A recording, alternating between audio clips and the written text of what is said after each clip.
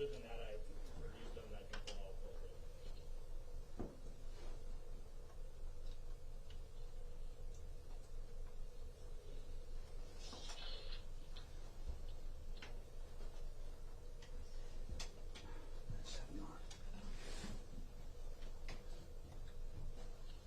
Yeah, actually, I don't think.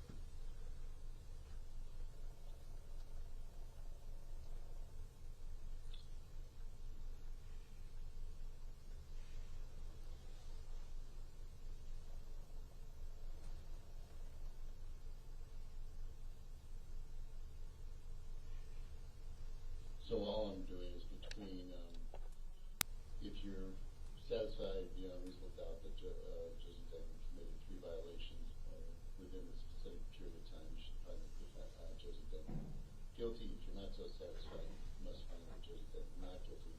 You're saying that not guilty should be above that paragraph?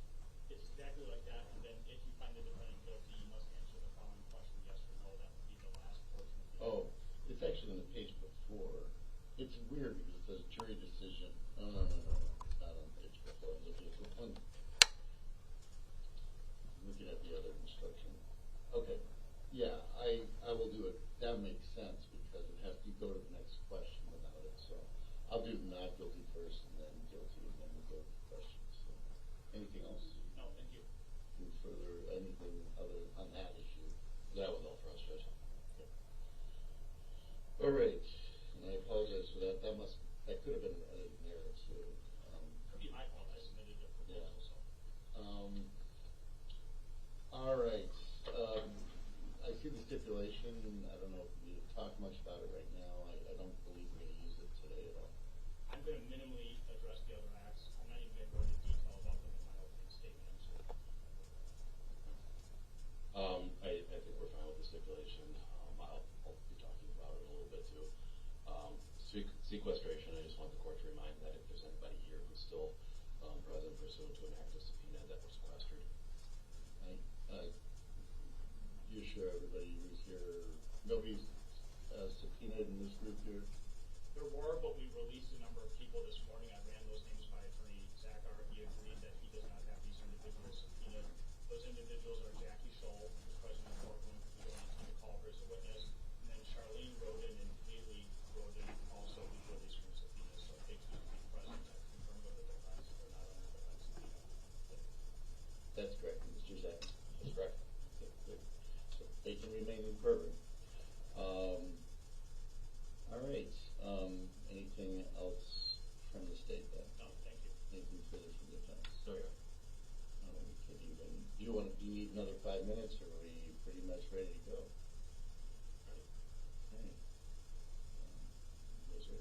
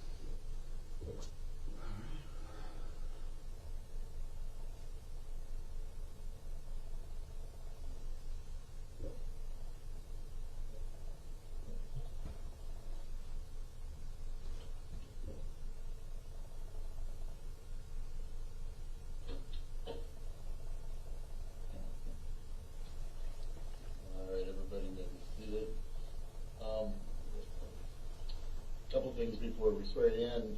Just some things. First of all, we want you to be comfortable. So if you do need a break or you can't hear something or something's uncomfortable, not feeling well, please just let us know. And raise your hand. Don't be shy. We need you to be missing everything, so that's a big part of this. Secondly, I know you just sat in chairs. You guys can negotiate with each other about chairs. You do not have to be in a permanent chair each time, by the way. I always think it's funny that human behavior is establish my position.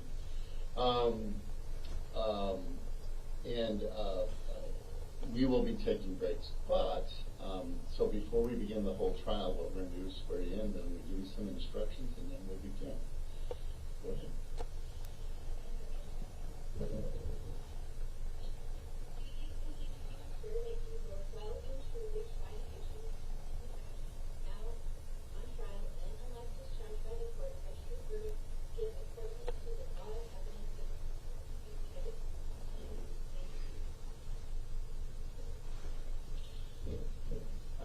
So before the trial begins, there are certain instructions you have to better understand, to help you better understand your function as jurors. You should conduct yourself during trial. Your duty is to decide the case based only on the evidence presented at trial and the law given to you by the court.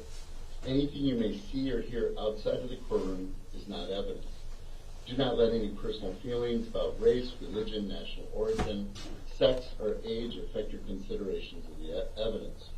Do not begin your deliberations and discussions of the case until all the evidence is presented and I have instructed you on the law. Do not discuss this case amongst yourselves or anyone else until the final deliberations in the jury room. We will stop or recess from time to time. You may be excused from the courtroom and when it is necessary for me to hear legal arguments from the lawyers. If you come in contact with the parties, lawyers, or witnesses, do not speak with them. For their part, the parties, lawyers, and witnesses will not contact or speak with the jurors. Do not listen to any conversation about the case. Do not research any information that you personally think might be helpful to you in understanding the issues presented. Do not investigate this case on your own or visit the scene. Do not read any newspaper reports or listen to any news reports on radio or television about the trial. Do not consult dictionaries, computers, websites, or other reference materials for additional information. Do not seek information regarding the public records of any party or witnesses in the case. Any information you obtain outside the court could be misleading, inaccurate, or incomplete. Relying on this information is unfair because the parties would not have the opportunity to refute, explain, or correct it. Do not communicate with anyone about the trial or your experience as a juror while you're serving on the jury. Do not use computers, cell phones, or other electronic devices with communication capabilities to share any information about this case. For example, do not communicate by blog, email, text message, X, or any other way on or off the computer. Do not permit anyone to communicate with you, and if anyone does so, despite you telling them not to, you should report that to me. This case must be decided by you, the jurors, based on the evidence presented in the courtroom. People not serving on the jury have not heard all the evidence, and it is improper for them to influence your deliberations and decisions in this case. After the trial is completed, you are free to communicate with anyone in any manner. These rules are intended to assure that jurors remain impartial throughout the trial. If any juror has reason to believe that another juror has violated these rules, you should report that to me. If jurors do not comply with these rules, it could result in a new trial involving additional time and a significant expense to the parties and the taxpayers. You are to decide the case solely on the evidence offered and received at trial. Now, evidence is, first, the sworn testimony of witnesses, both on direct and cross-examination, regardless of who calls the witnesses. Second, the evidence that the court has received, whether or not an exhibit goes to the jury room. Third, any facts to which lawyers have agreed or stipulated or which the court has directed you to find. But Attorneys for each side have the right and the duty to object to what they consider improper questions asked of witnesses and to the omission of other evidence which they believe is not properly admissible. You should not draw any conclusions from the fact an objection was made. By allowing testimony or other evidence to be received over the objection of counsel, the court is not indicating any opinion about the evidence. You jurors are the judges of the credibility of the witnesses and the weight of the evidence. Note-taking is permitted.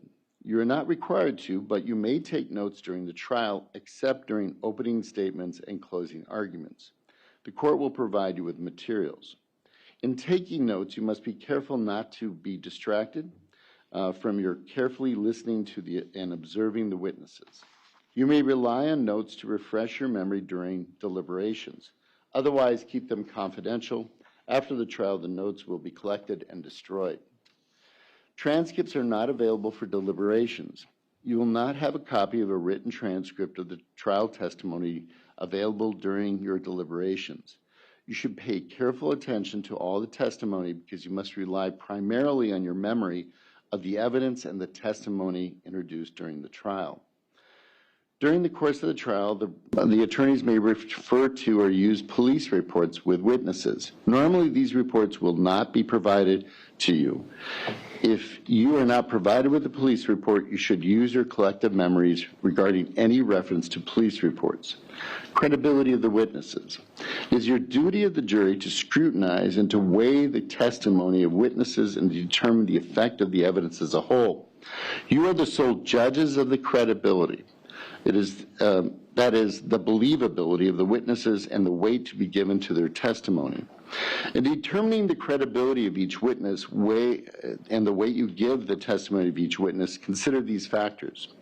Whether the witness has an interest or lack of interest in the result of this trial. The witness's conduct, appearance, and demeanor on the witness stand. The clearness or lack of clearness of the witness's recollection. The opportunity the witness had for observing and for knowing the matters the witness testified about, the reasonableness of the witness's testimony, the apparent intelligence of the witnesses, bias or prejudice, if any, has been shown, possible motives for falsifying testimony, and all other facts and circumstances during the trial which tend either to support or discredit the testimony. Then give to the testimony of each witness the weight you believe it should receive. There's no magic way for you to evaluate testimony. Instead, you should use your common sense and experience. In everyday life, you determine for yourself the reliability of things people say. You should do the same thing here. Now, the information in this case in count 1 charges first-degree intentional homicide. Josie Dikeman, on or about February 11, 2023, at County Road OS in the town of Madera, La Crosse County. I should say in count 1 it says that it did cause the death of Alexavier Pedrin with intent to kill the person or another, contrary to 940.01 parent 1 parent A. To this charge, Josie Dikeman has entered a plea of not guilty, which means the state must prove every element of the offense charged beyond a reasonable doubt. First-degree intentional homicide, is defined in 940.01 of the Criminal Code of Wisconsin, is committed by a person who causes the death of another human being with the intent to kill that person. State's burden of proof. Before you may find Josie Dikeman guilty of first-degree intentional homicide, the state must prove by evidence which satisfies you beyond a reasonable doubt the following 2 elements were present. 1, Josie Dikeman caused the death of Alexavier Pedrin. Cause means that Josie Dikeman's act was a substantial factor in producing the death. 2, Josie Dikeman acted with intent to kill Alexavier Pedrin. Intent to kill means that Josie Dikeman had the mental purpose to take a life of another human being or was aware that her conduct was practically certain to cause the death of another human being. If you're satisfied beyond a reasonable doubt that Josie Dikeman caused the death of Alexavier Pedrin with intent to kill, you should find that Josie Dikeman guilty of first-degree intentional homicide. If you're not so satisfied, you must find Josie Dikeman not guilty. The second count of the information charges a chronic neglect of a child. Consequence is death. Josie Dikeman between January 1st, 2021 and February 11th, 2023 at County Road OS in the town of Madera, La Crosse, Wisconsin, being a person responsible for the welfare of Alexavier Pedrin, his date of birth July 10th, 2016, through her actions, for some reason other than poverty, did neglectfully fail to provide necessary care so as to seriously endanger the physical, mental, or emotional health of the child, and the child suffered death as a consequence. And the actor is guilty of chronic neglect if she committed 3 or more violations under 948.21 parent 2 within a specific time period involving the same child, Alexavier Pedrin. To this charge, Josie Dikeman has entered a plea of not guilty, which means the state must prove every element of the charge beyond a reasonable doubt.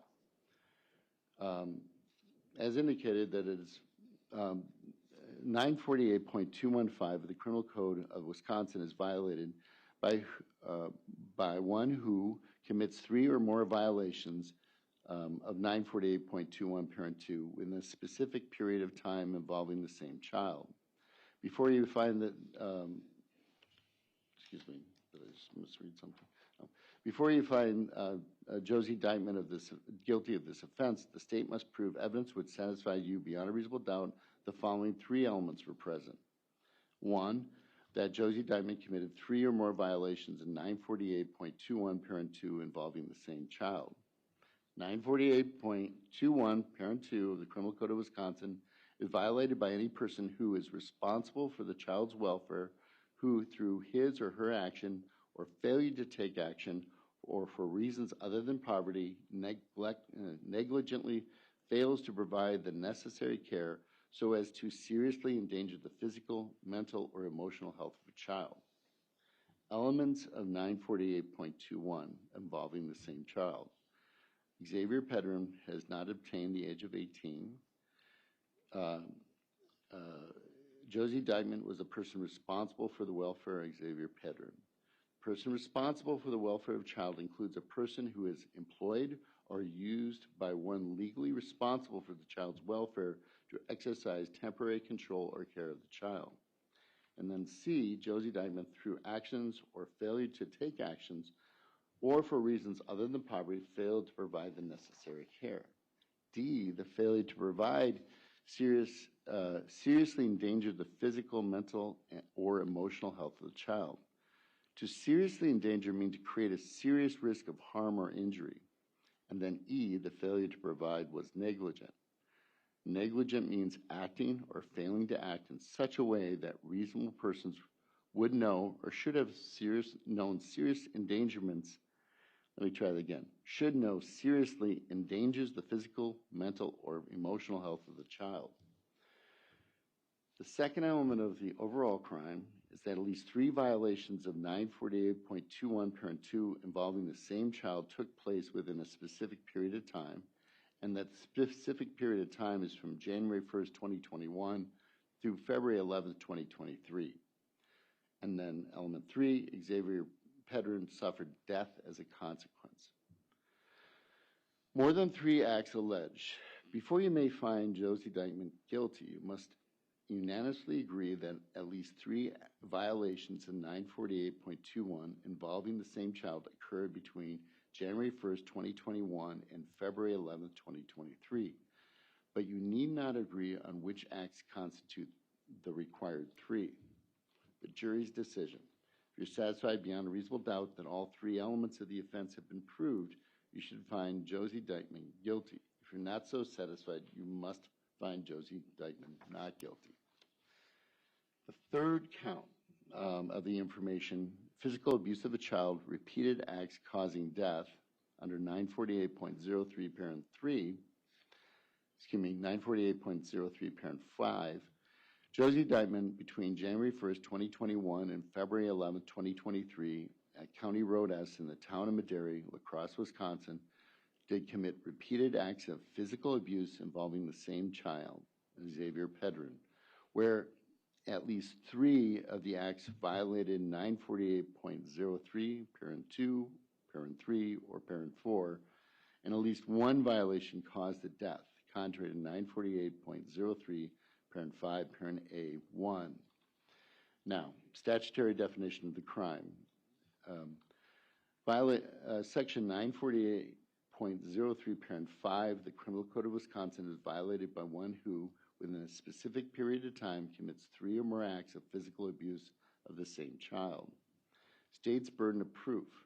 Before you may find Josie Dikeman guilty of this offense, the state must prove by evidence which satisfies you beyond a reasonable doubt the following 2 elements were present. 1, that Josie Dikeman committed at least 3 acts of physical abuse to Alexavier Pedrin. In this case, Josie Dikeman is alleged to have committed physical abuse of a child violating 948.03, parent 2, parent B. Physical abuse of a child as defined in 948.03, parent 2, parent B of the Criminal Code of Wisconsin is committed by one who intentionally causes bodily harm to a child. Before you may find Josie Dikeman guilty of committing an act of physical abuse of a child, the state must prove by evidence which satisfy you beyond a reasonable doubt the following 3 elements were present to establish an act of physical abuse to a child. A, Josie Dikeman caused bodily harm to Alexavier Pedrin.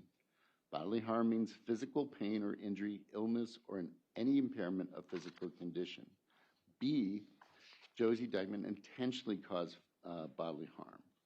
That requires that Josie Dikeman had the mental purpose to cause bodily harm to Alexavier Pedrin or was aware that her conduct was practically certain to cause that result. And C, Alexavier Pedrin had not obtained the age of 18 years at the time of the offense. Element 2 of the overall offense. At least 3 acts of physical abuse took place within a specific period of time.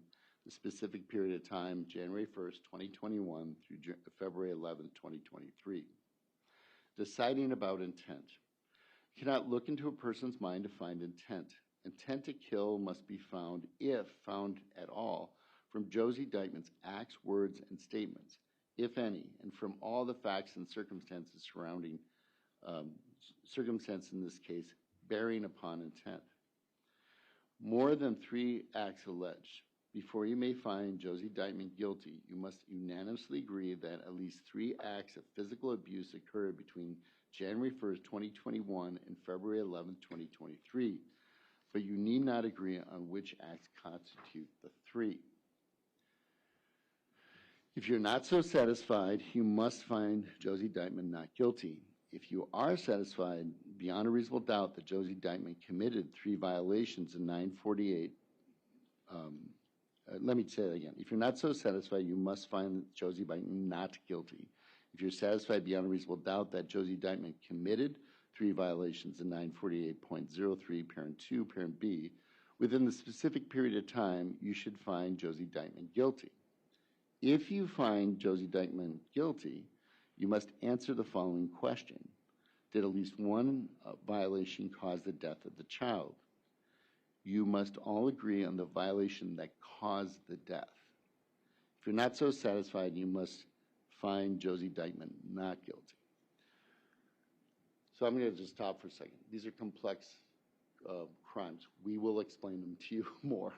Just want to make sure you understand that. Reasonable hypothesis. If you can reconcile the evidence upon any reasonable hypothesis consistent with defendant's innocence, you must do so and return a verdict of not guilty. Meaning of reasonable doubt. The term reasonable doubt means a doubt based upon reason and common sense. It is a doubt for reason can be given, arising from a fair and rational consideration of the evidence or lack of evidence. It means such a doubt that would cause a person of ordinary prudence to pause or hesitate when called upon to act upon the most important affairs of life. A reasonable doubt is not a doubt which is based on mere guesswork or speculation. A doubt which arises merely from sympathy or from fear to return a verdict of guilt is not a reasonable doubt. A reasonable doubt is not a doubt which may be used to escape the responsibility of the decision. While it is your duty to give the defendant the benefit of every reasonable doubt, you are not to search for doubt. You are to search for the truth and give the defendant the benefit of any reasonable doubt that remains after carefully considering all the evidence. Opening statements. The lawyers will now make opening statements. The purpose of an opening statement is to give the lawyers an opportunity to tell you what they expect the evidence will show so that you will better understand the evidence as it's introduced during the trial. I must caution you, however, that opening statements are not evidence. With that, we will go to our first opening statement, Mr. Torbenson. Thank you. Good morning, ladies and gentlemen. For anyone keeping track of my health, my ears popped this morning, which is a good thing.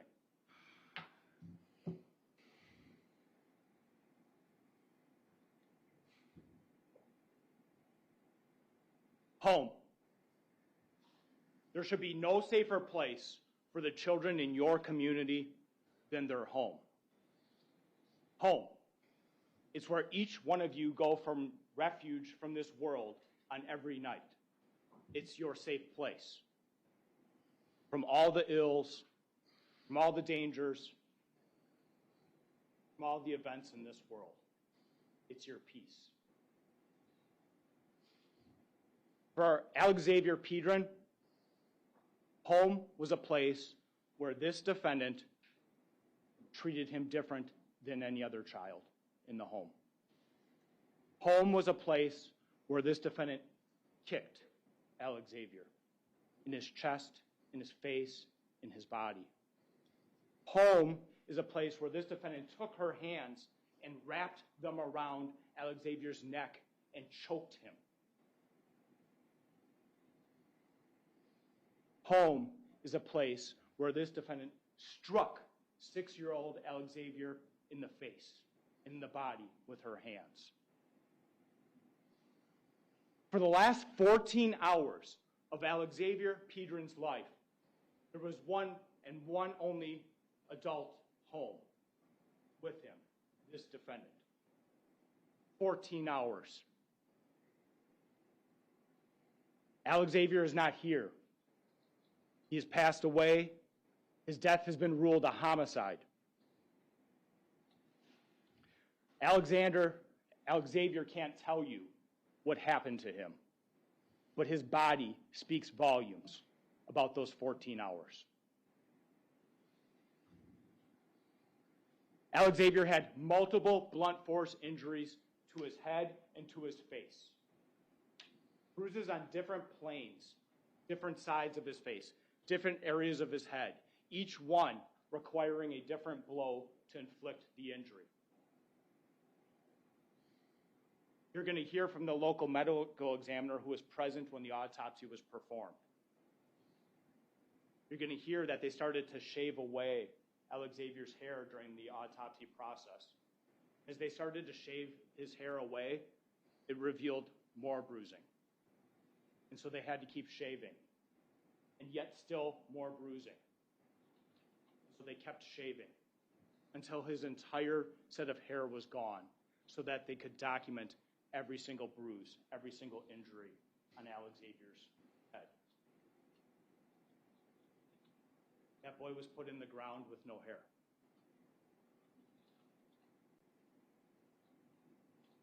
He had a healing laceration to his right eye.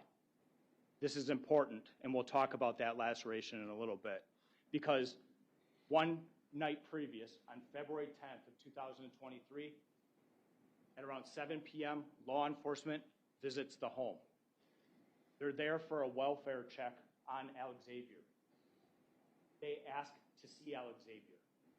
This defendant does everything she can to minimize the amount of contact that law enforcement has with Alexavier, how much they can see of his body. They do see his face, and the one injury that they note when they see his face is that single scab above his right eye that's noted at autopsy. Alexavier had a 7-centimeter laceration, abrasions to his neck. They were in parallel linear lines. He had multiple contusions within his hairline that we discussed. His brain suffered hypoxic ischemic injury. That injury can be inflicted in many ways. One of the ways that injury is inflicted is through choking and lack of oxygen. Another way that that injury can be inflicted is by the administration of a drug that shuts down the nervous system. Another way that that injury can be inflicted is when you don't have enough blood flow to your brain to deliver oxygen. Alexavier had all three of those.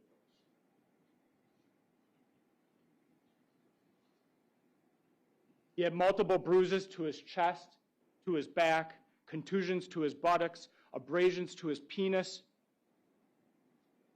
100 milliliters of blood in his peritoneum cavity, bleeding that was described by the forensic pathologist as extensive in his mesentery and in his small intestine. A 3-centimeter laceration to his liver, hemorrhaging to the pancreas. He had an acute, which means a fresh, posterior rib fracture to his 10th rib. He had a pattern of dehydration to his body. His eyes were sunken in, his rib cage was visible. Contusions and abrasions on all of his extremities.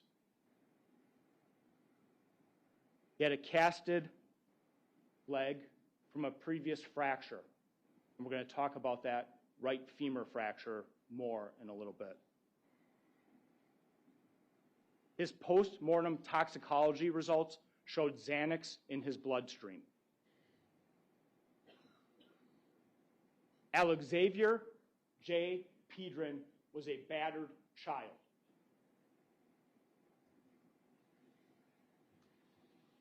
And the evidence will show that it was this defendant who repeatedly battered him. And it is this defendant who is responsible for Alexavier no longer being alive. So how did all of this come to be? At 9:25 a.m. on February 11th of 2023, this defendant calls 911. She says she needs an ambulance right away. Her son is on the ground and not breathing. I want to repeat that. The defendant said her son is on the ground and not breathing. The defendant said she had an old bag of medication on the floor, that he must have got into those drugs, and she doesn't know which drug he got into. He's 6 years old, you'll hear her say on this 911 call. The call is transferred to someone to walk this defendant through performing CPR.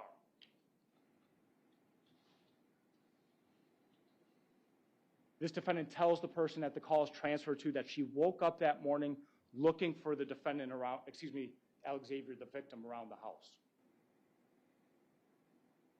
That she found him on the ground again.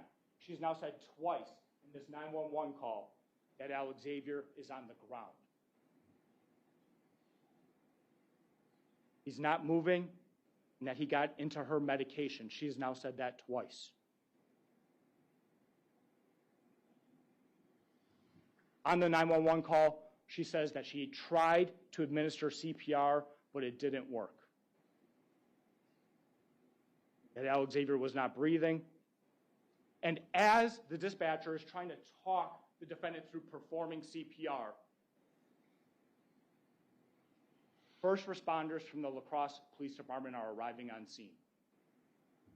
Within 4 minutes, they are knocking on the defendant's front door. You're going to see the defendant come and answer that door.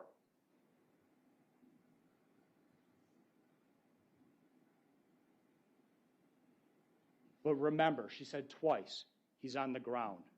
Twice, she said she's performed CPR. She would later tell law enforcement when they interviewed her that day that she was performing CPR for over 10 minutes on Alexavier's body. Why is this important? Deputy Karsten Jar is the first on scene. He knocks on the front door repeatedly until the defendant opens the door. And she says in a very calm tone, "We don't usually use the front door." You're going to get to see her demeanor. It's all captured on body camera. The very next thing she says is, "Alex got into my medicine. He gets up at night and he gets into things." Alexavier's body is not on the floor. It's on the defendant's bed.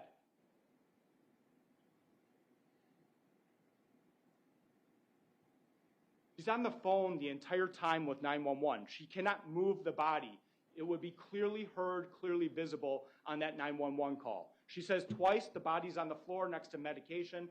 They get there while she's still on the phone with 911. You'll see the phone in her hand. And Alexavier's body is on the bed.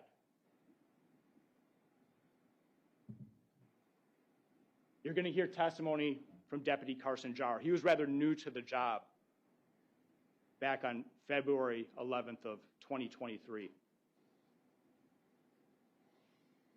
He immediately goes in and starts to assess Alexavier. Alexavier's not only on the bed, but Alexavier's hand is tucked inside of his pants. If he was moved from the floor to the bed, his hand would have moved. His hand is tucked in his pants, and you will see that.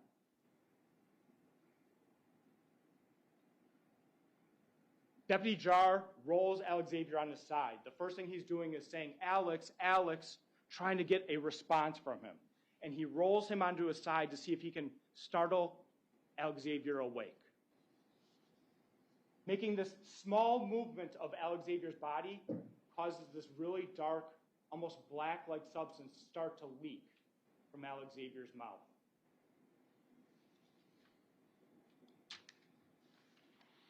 He cuts open his shirt. Shortly after that, backup is responding on scene, and they're assisting with CPR. Another law enforcement agent with the Cross County Sheriff's Department. And that person instructs Deputy Jarr to administer Narcan because it looks like a potential overdose scene. Defendant says that there's a pill bottle on the floor. She's claiming that Alexavier got into the drugs, and they're finding a child that is unresponsive, and he has foam and now a black substance from the small step of moving his body to the side, leaking out. They administer Narcan to no avail. Alexavier still remains pulseless and not breathing. So they start performing CPR on his chest. Deputy Jarr does 2 pumps on Alexavier while he's still on the bed, and the black substance starts to ooze out more. Remember this defendant said she performed CPR? Remember this defendant said she performed CPR for 10 minutes? He does 2 pumps and moves the body on its side, and this black substance is oozing out of Alexavier's body.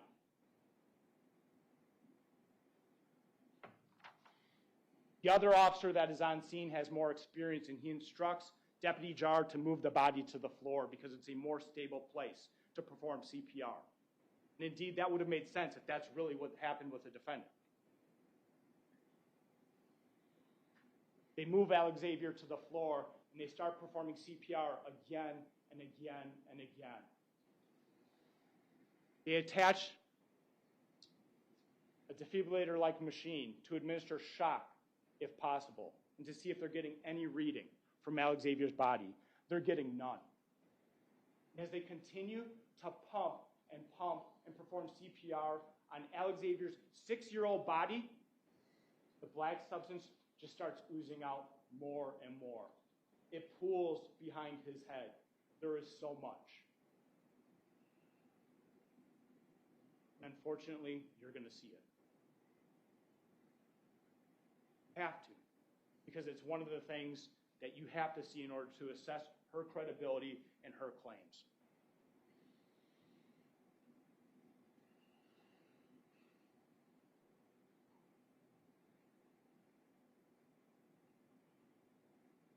Deputy Jarre performed CPR on Alexavier for almost 9 minutes. Remember, the defendant said she claimed 10 minutes. He performs for almost 9 minutes before it's turned over to first responders, medical first responders that arrive on scene. During that entire time, he gets no response from 6-year-old Alexavier's body. During that entire time, the substance continues to ooze from Alexavier's body.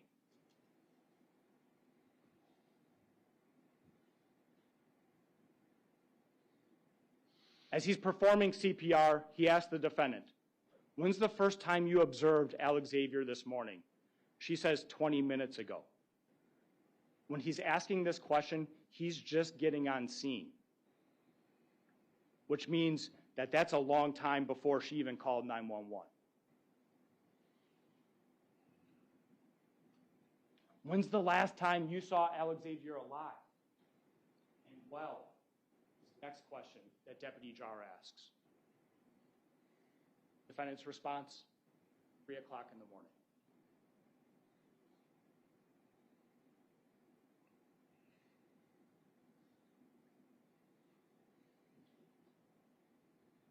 As Deputy Jarre is performing CPR on Alexavier's body, after he's been moved to the floor, he finds an empty pill bottle on the floor. The pill bottle that the defendant talked about. It has a prednisone label on it. The cap is off it. You're going to hear that DNA testing was performed on that pill bottle. You're going to hear that Alexavier's DNA was found on that pill bottle. You're also going to hear about touch DNA, how touch DNA gets transferred from an object to an object. One of the things I want you to have in your mind when you hear that testimony is that Deputy Jarre has performed CPR on Alexavier for a number of minutes, bare skin to bare skin, hands to chest. He is touching Alexavier's DNA time and time again. And then he grabs that pill bottle and cap and he moves it.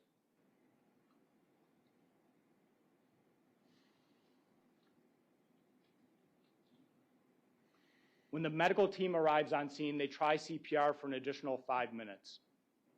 They don't get a response from Alexavier. No pulse, no breathing, no heart rate. And at 9:44 a.m. on February 11th of 2023, 6-year-old Alexavier J. Pedrin was pronounced deceased.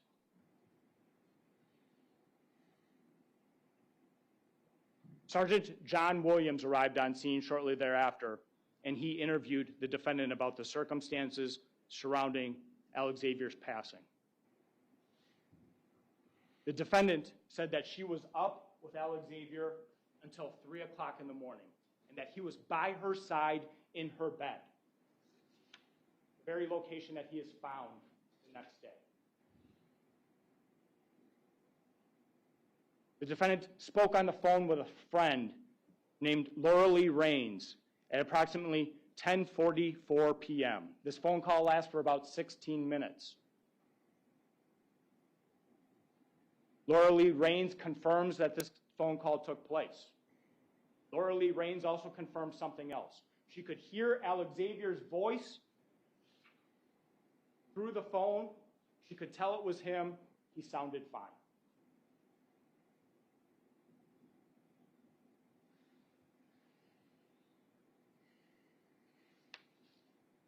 When the defendant woke up the next morning, after going to bed sometime after 3 a.m. in the very same bed as 6-year-old Alexavier, she says she wakes up and she can't find him. Think about where his body is located, where law enforcement arrives on scene, and think about that claim. She says she wakes up and she can't find him. She's in the very same bed as him when she wakes up.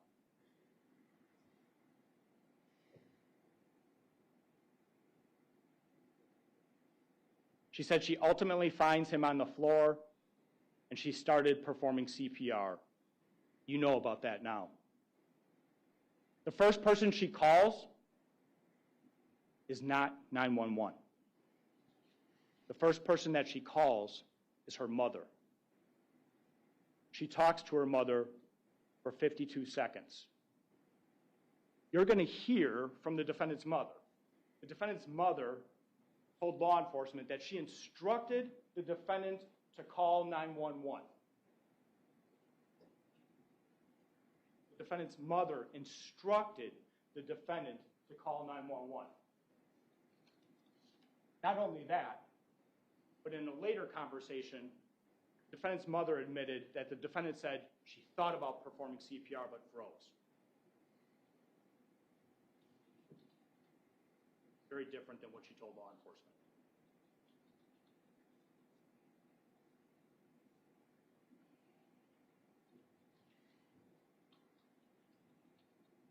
She said she performed CPR for upwards of 10 minutes when she ultimately located Alexavier on the floor. You're going to hear that well over 3 minutes pass between the phone call that the defendant placed with her mother and when she decides to call 911. A lot of things can be accomplished in 3+ minutes. Deputies Anderson and Deputy Jar, the first two responders, the two that performed CPR on Alexavier's body, were informed of the defendant's statement. They were aware of the circumstances that they were presented with, and they said, it doesn't make sense. There is no way a person could perform CPR and not have that substance immediately ooze out. It was inconsistent with their experience that day.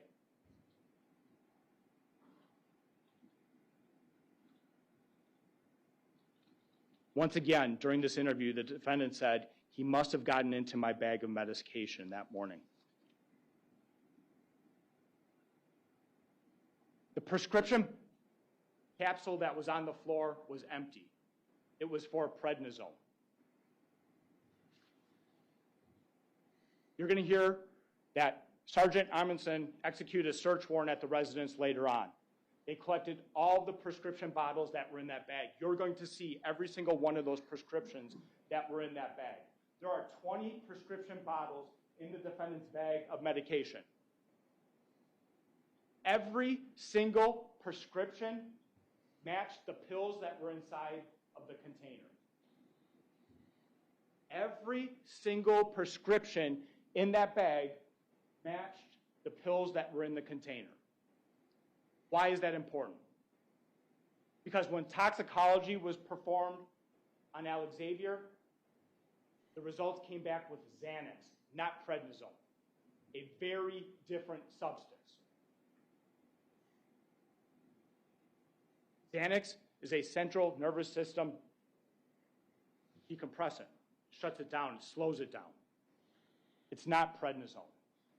But what Sergeant Amundsen also found in that bag, that prescription bottle that was supposed to be for prednisone, the only pills that were loose in the bottom of that bag were prednisone pills. 10 prednisone pills were in the bottom of that bag, and a bottle that was for 12 prescription prednisone pills. Meaning someone emptied that container in that bag before it was left. Either that or Alexavier, a 6-year-old child, if you want to believe the defendant, emptied that pill bottle, and the only pill bottle that had a mix of pills was the one he chose, and the only pills that he selected were the Xanax pills in that mix.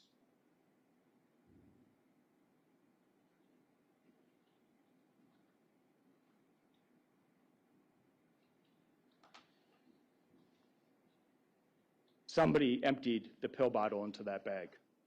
Somebody staged the scene. That somebody's in the room.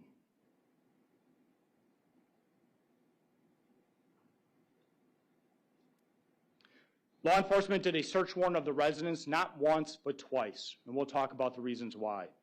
They did search warrants for phone records, not just the defendant's phone records, but also Derek Pedrin's phone records.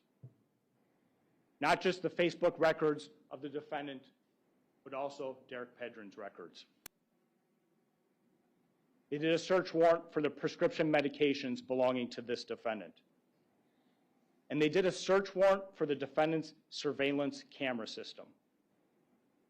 The defendant had a surveillance camera system inside the residence. Cameras on the outside, cameras on the inside. You're going to hear from Sergeant Amundsen. One of the things that he will admit he wished he did the first day they were on scene is when he looked at the cameras, they have SD cards that record what's happening. He saw them, and in the midst of all the chaos that's happening in the processing of that scene, and I want you to remember, they initially believe when they're on scene that this may be an overdose. They don't have the toxicology results. They don't have all of the bruising, though they start to see it, what's on the outside. They have no idea about what happened to Alexavier internally. So that autopsy is performed days later.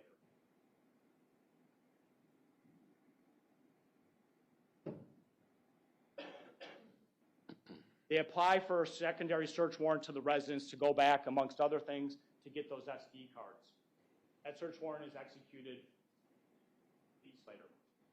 By the time that search warrant is executed, those SD cards and the cameras, they're gone.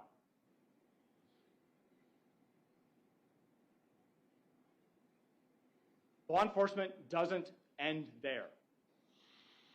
They apply for a search warrant to the company that actually runs these cameras. And the company doesn't upload the videos to their own server, but they create a cloud-based account that only the person who has the camera and the videos can access. And so the only way law enforcement can get access to those videos is if they take on the identity of the person who's responsible for that video surveillance system. And so they attempt to do that. They get the name and the password for this defendant in the surveillance system. And they sign in. And they start trying to look for the videos. And as they are looking for the videos are being deleted. As they are looking for the videos, the surveillance videos, attempting to capture the videos of what took place in the residence, those videos are being deleted. There's only one person who had access to that account. Ladies and gentlemen, she's in the room.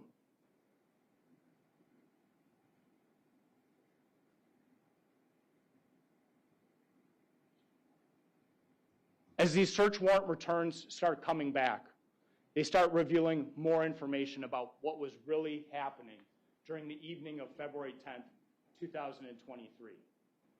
Remember, the defendant said and told law enforcement that she was on the phone with Laura Lee Raines for about 16 minutes, and then she said that she watched TV with Alexavier until about 3 o'clock in the morning.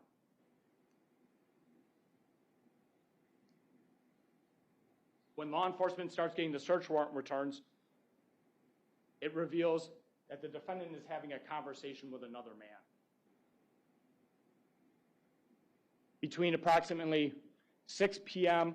and just before midnight, she's exchanged over 100 text messages with this other man, Rafael Suarez. They're setting up a date for the next day.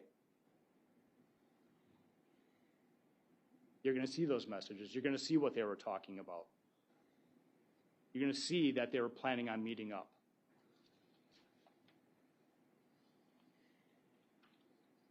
Between midnight and 2 o'clock in the morning, there's 63 additional text messages between the defendant and Mr. Suarez. Again, talking about the date, talking about what they like about each other, flirting, sexting.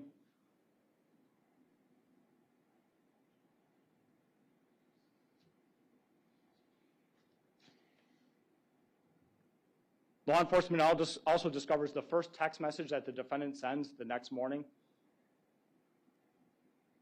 the morning that Alexavier is found deceased, is at 9:07 a.m.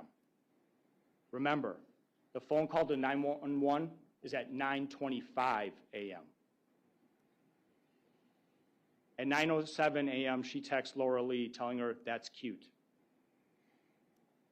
At 9:20 a.m., she texts Rafael Suarez telling him, we're not going to be able to get together today. Something's wrong with my son. At 9:21, she calls her mother. Talks to her mother for 52 seconds, And then 3 minutes and 19 seconds pass after that phone call is concluded until she calls 911.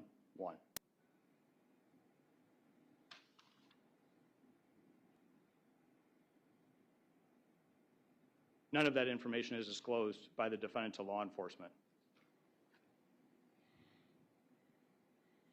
Because of the circumstances surrounding Alexavier's death, Child Protective Services implements a safety plan.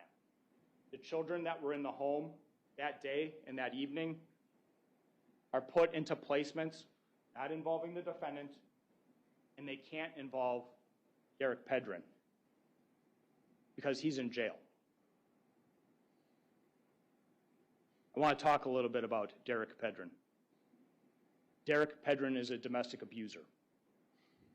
He's an abuser of women. One of the women that he abused is Ms. Dikeman. He's been prosecuted for it before by the La Crosse County District Attorney's Office. On February 10th of 2023, there was a no contact order in place. Derek Pedrin was to have no contact with Josie Dikeman because of this domestic abuse.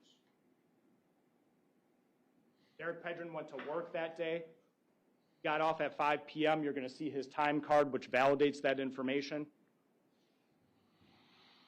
He went to a local store, I believe it's a Walgreens or a Walmart.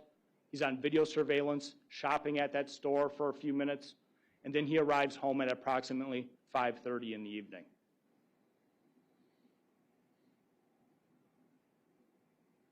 At the same time that he's arriving home, or just a little bit after, the La Crosse County Sheriff's Department is getting a phone call from a concerned family member about the safety of Alexavier. Not because Derek's in the home. They have no idea that Derek is in the home.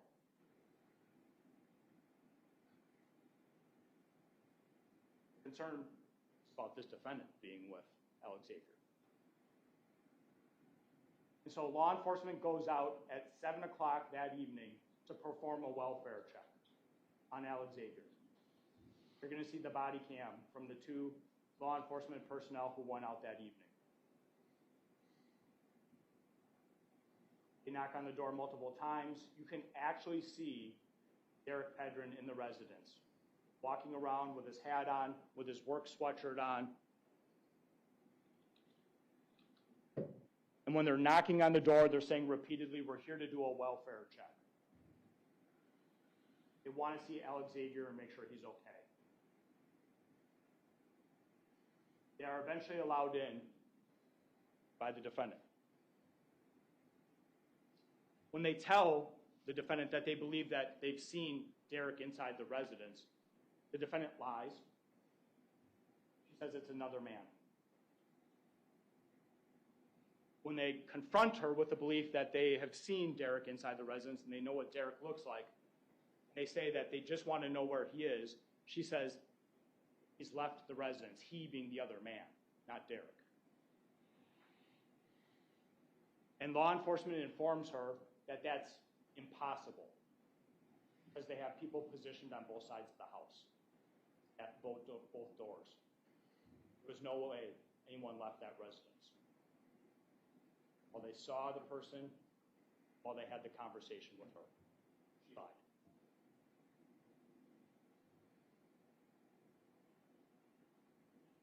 Even with all of that, the predominant responsibility of law enforcement was checking on Alexavier. So they ask if they can just see Alexavier. The defendant allows them to approach Alexavier. They shine a flashlight on Alexavier, and they start asking questions about, remember, that single scratch above his head. That's the only injury they observe on his body when they see him. He's laying on the couch. The defendant says he has COVID and he's trying to sleep.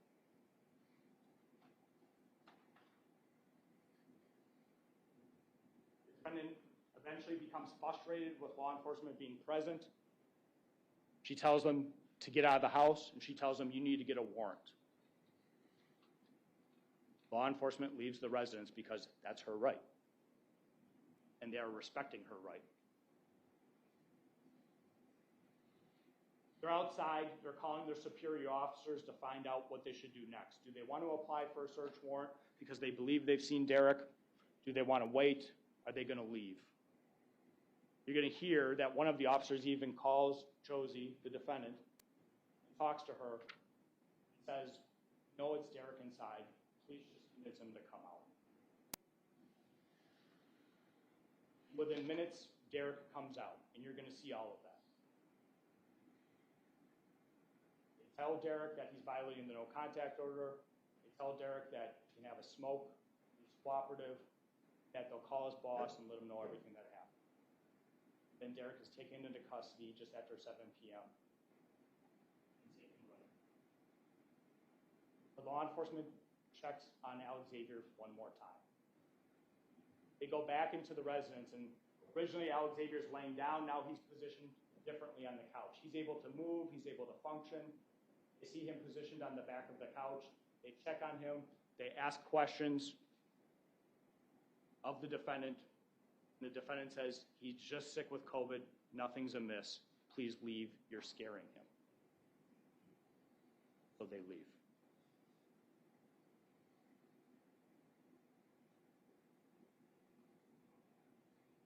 Derek Pedrin could not be in the residence during the evening because he was in jail that entire evening. That will be confirmed by law enforcement. It will be confirmed because one of the people that the defendant talks to the morning after Alexavier has been found is Derek. Talks to him that evening on a jail call. It's recorded. She texts with him that morning after he's been released. And Alexavier has been found deceased. The messages that she sends, Derek, it's my fault. Messages that she sends Rafael Suarez, the person that she was talking to that evening, "I feel like this is my fault." She messages multiple people that the death of Alexavier is her fault.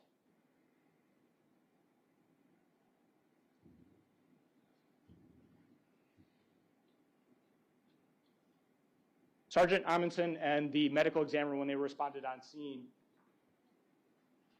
looked at Alexavier's body, and they saw the injuries that were visible on the outside of his body. And they said, this needs to be looked at and investigated a little bit more. So forensic interviews of the children were set up the very next day.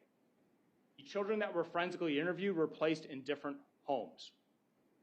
One of the children that was interviewed was Major Hellroot. He has a different father. His father is not Derek. His father is Mark Hellroot. He was placed with his father. You're going to also see the forensic interview of 5-year-old Brantley. This is what 5-year-old Brantley had to say about what he has seen with his 5-year-old eyes in this defendant's home. Alexavier steals food. You're going to find out why a 6-year-old child needs to steal food. When this defendant finds out that he steals food in the middle of the night, she kicks him in his chest and in his body. She used to strike Alexavier with a spoon or a spatula when he was younger, but it's moved on to kicks and blows with the hands. She also chokes Alexavier.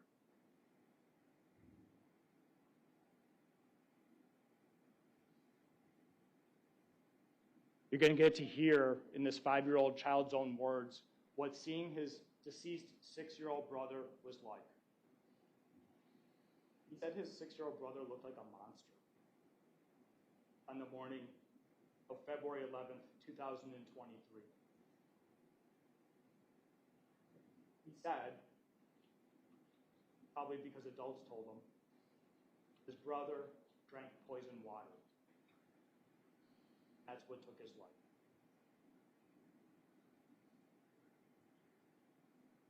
In the midst of all that, he described what his 5-year-old eyes saw this defendant do.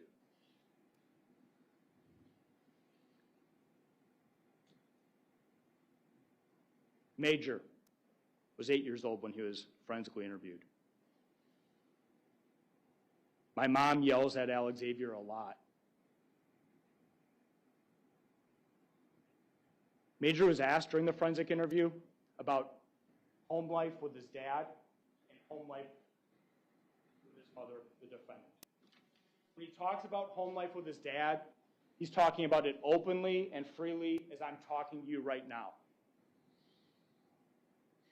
When he's asked about home life with his mother, he crawls up into a ball, his voice gets quieter, he starts to shut down.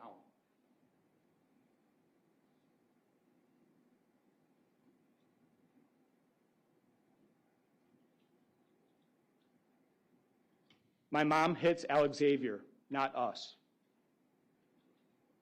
She kicks Alexavier a lot. She kicks him in his chest. She kicks him in his face.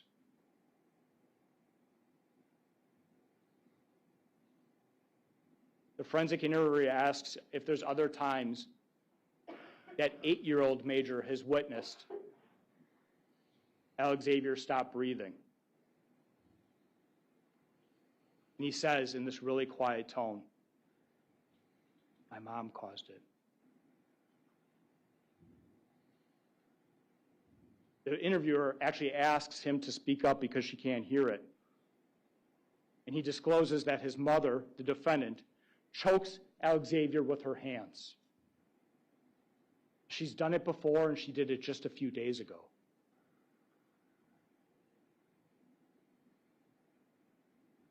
The choking, the kicking, the striking with the hands, it all happens when Derek is gone, when Dad is gone.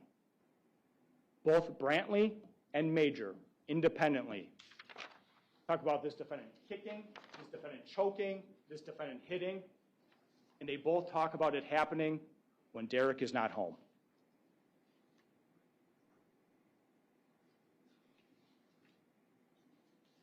Major confirms that Alexavier gets up in the middle of the night searching for food. This is something the defendant even talks about. He almost blames 6-year-old Alexavier for the fact that she has to stay up all night and watch him. Major talks about when this defendant feeds Alexavier, she takes hot sauce and puts it on his food. He doesn't want to eat it with hot sauce. He doesn't like hot sauce. It's not done to anybody else, only Alexavier. When Alexavier gets up at night and tries to find something to eat or drink because he doesn't want the food that has hot sauce all over it, that this defendant makes special just for him, the defendant's response is to choke him. Remember again that the hypoxic ischemic injury to the brain. And one of the ways that that is caused is through choking. She also steps on him. And in the past, when he was younger, she used a spoon or a spatula to strike Alexavier. Again, just like what Brantley said, they're in 2 different homes with 2 different caretakers being brought for these forensic interviews by completely different adults, having no idea what the other child is saying, and they're both reporting the same things.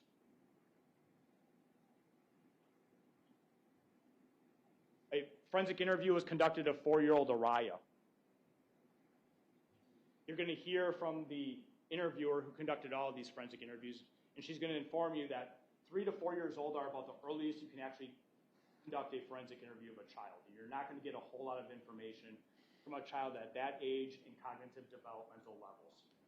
They just don't have the words, the vocabulary that children who are older have. But even this 4-year-old child can talk about the difference in how Alexavier is treated in the home.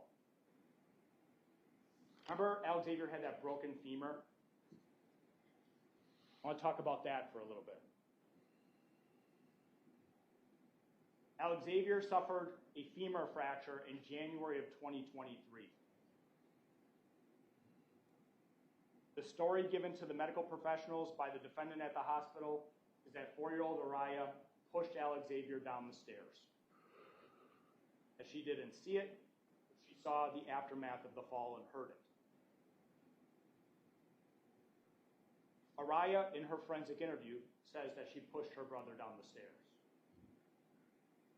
A lot of the other children who were not present when the fall happened heard that Araya pushed Alexavier down the stairs, and so they too talk about Araya pushing Alexavier down the stairs.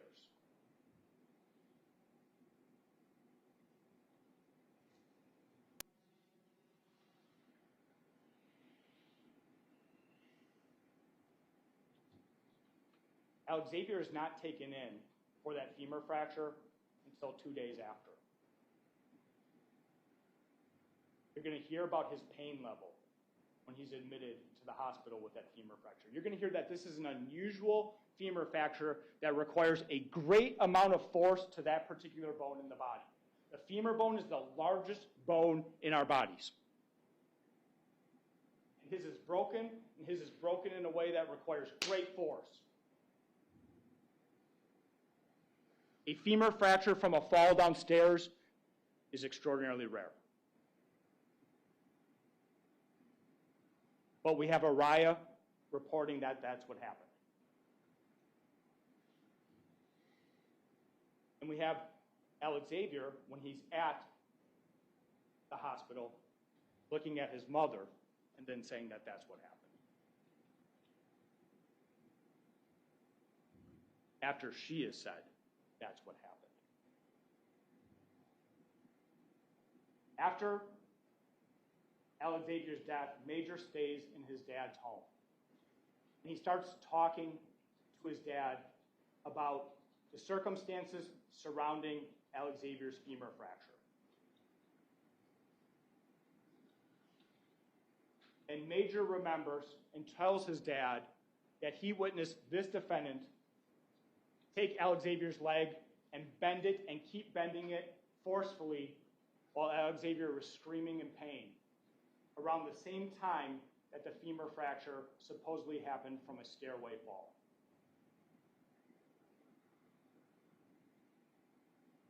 Out of concern about this disclosure, the father calls law enforcement. A second forensic interview is set up of Major. You're going to see that second forensic interview. You're going to see Major reaffirm all the abuse he talked about witnessing at the hands of this defendant to Alexavier, and you're going to hear him talk about the bending of that leg and what he saw. You're going to hear people who saw Alexavier that weekend at a party and how he had to be carried from room to room to room because he could not walk. Attorney Zakar said something in his opening, his board diary yesterday, and I completely agree with it. You are going to hear situations where this defendant isn't the only person to blame. There is plenty of blame in this case that belongs to Derek Pedrin too, for neglecting Alexavier. But we're not here for that in the next couple weeks. We're here to decide her culpability.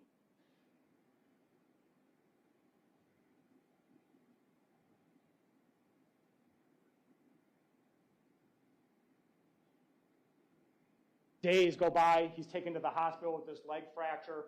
You're going to hear the pain medication that he had to be treated with, that how it was casted, and how he was completely immobilized and kept from walking on that leg. Kept under 24-hour supervision. You're also going to hear that when he was hospitalized, the person that he found most comforting was his father. The person that brought him the most comfort in the room was his dad, who would get in bed next to him.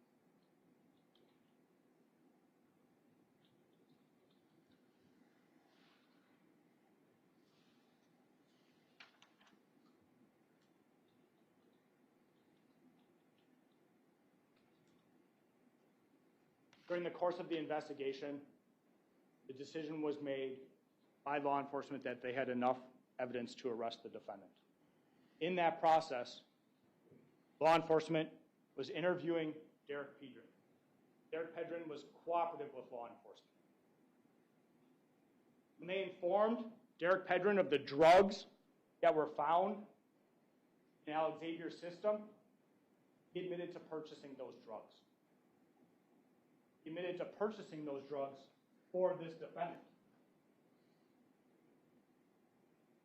and delivering those drugs to this defendant.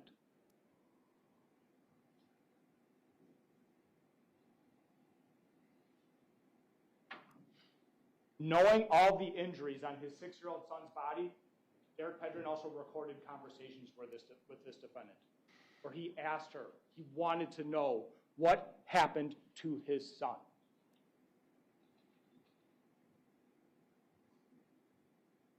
He gave those to law enforcement. In those conversations, she not once ever says he did something wrong, that he's responsible. This is well over a month later. Instead, she tells him, move on. His death is in the past. We have to get over it. This is a father searching for answers surrounding the death, the beating death of his 6-year-old son. She's saying, move on and get over it.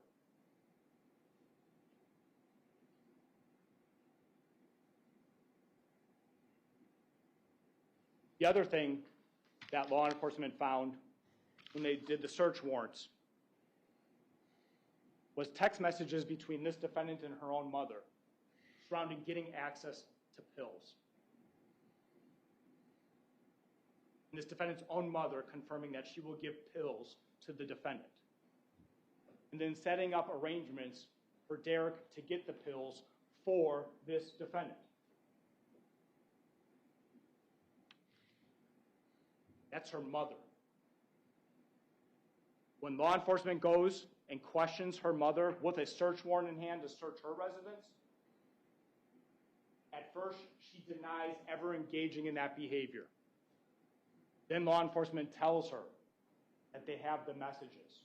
She reluctantly confirms that this defendant sought pills from her.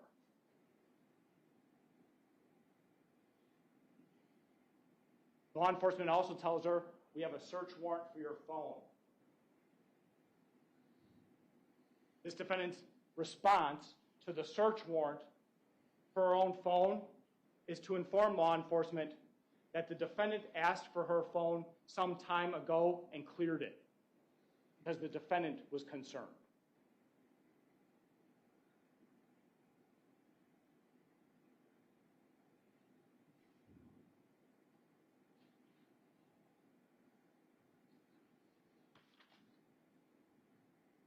And that's not all the evidence you're going to hear. For the end of this case, you're going to hear evidence concerning this defendant and another child from 2011 and 2013. The judge is going to give you a special instruction on that evidence after you receive that evidence, and it is imperative that you follow and listen to that instruction.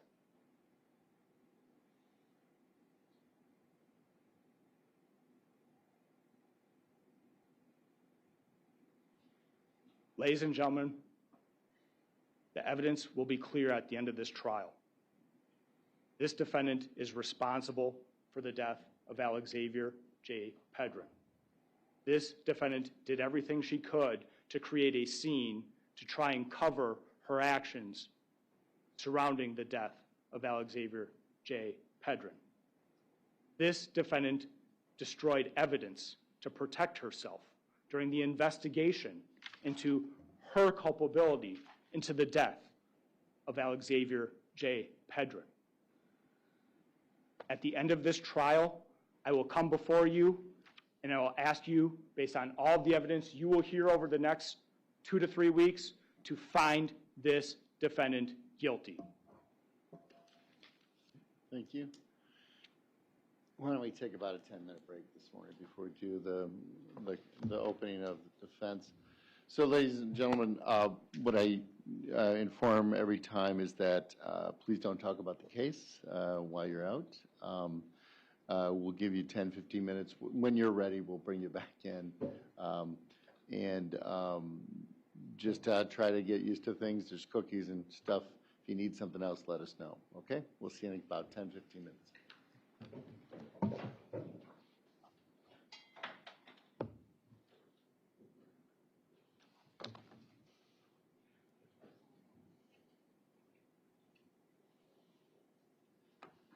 This spot, Emily. Put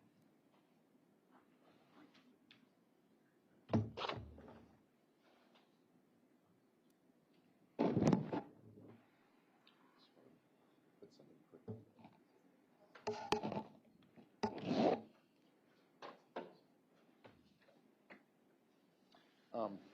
Before we just take our break, just a couple things. I know I stumbled over the opening instructions. Hopefully I won't do that as much. Any objection to how I did that from the state's perspective? No, Your Honor. From the defense perspective? No, Your Honor. So let's take about say about 10 after, and we'll see you then. All right, thanks.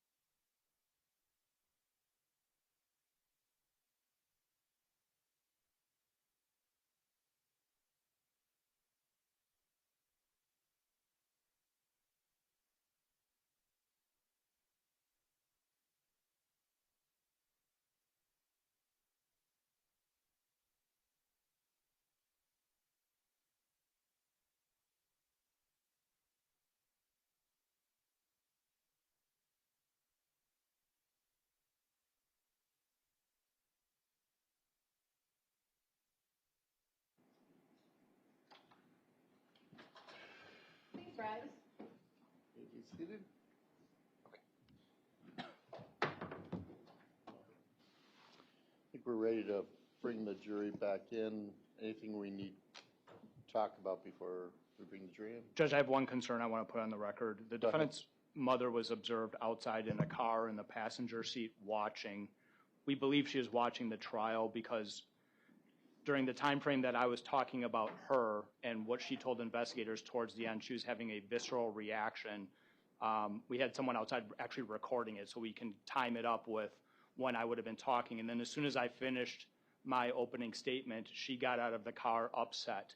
She actually stopped by the district attorney's office this morning because she was subpoenaed. We reminded her of the sequestration order and that she's not allowed to watch. And she has been watching, at least circumstantially, it appears as though she's been watching. So we're having that matter looked into. I think I can cross-examine her or question her about it when she ultimately testifies. I want to make a record about it and bring it to the court's attention. Okay. Counsel? Judge, it's a circumstantial allegation for which I have no information at all. I wasn't watching her. I didn't know if she was out there. Certainly nobody from our side has told her that she watched this. Yeah. Just so it's clear, if anybody's watching this on live stream and they're a witness, they are not to be watching this at all. If they are, they may be excluded as a witness. That's a possibility. Just so it's very clear for all those watching this trial. It's called sequestration. And sequestration means we keep people separated during the trial so one doesn't influence the other's testimony. So, having said that, let's deal with that when the time comes. All right, let's bring the jury in. Please rise for the jury.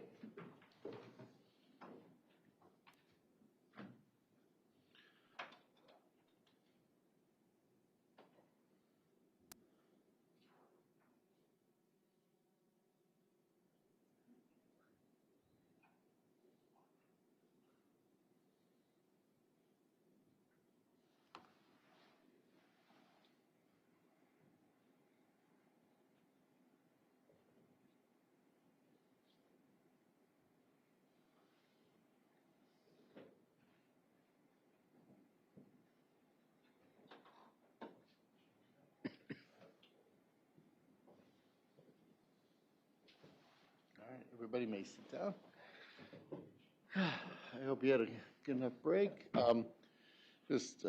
Again, let us know if you're uncomfortable, if there's something you need. We'll continue on then. Go ahead, Mr. Zacher.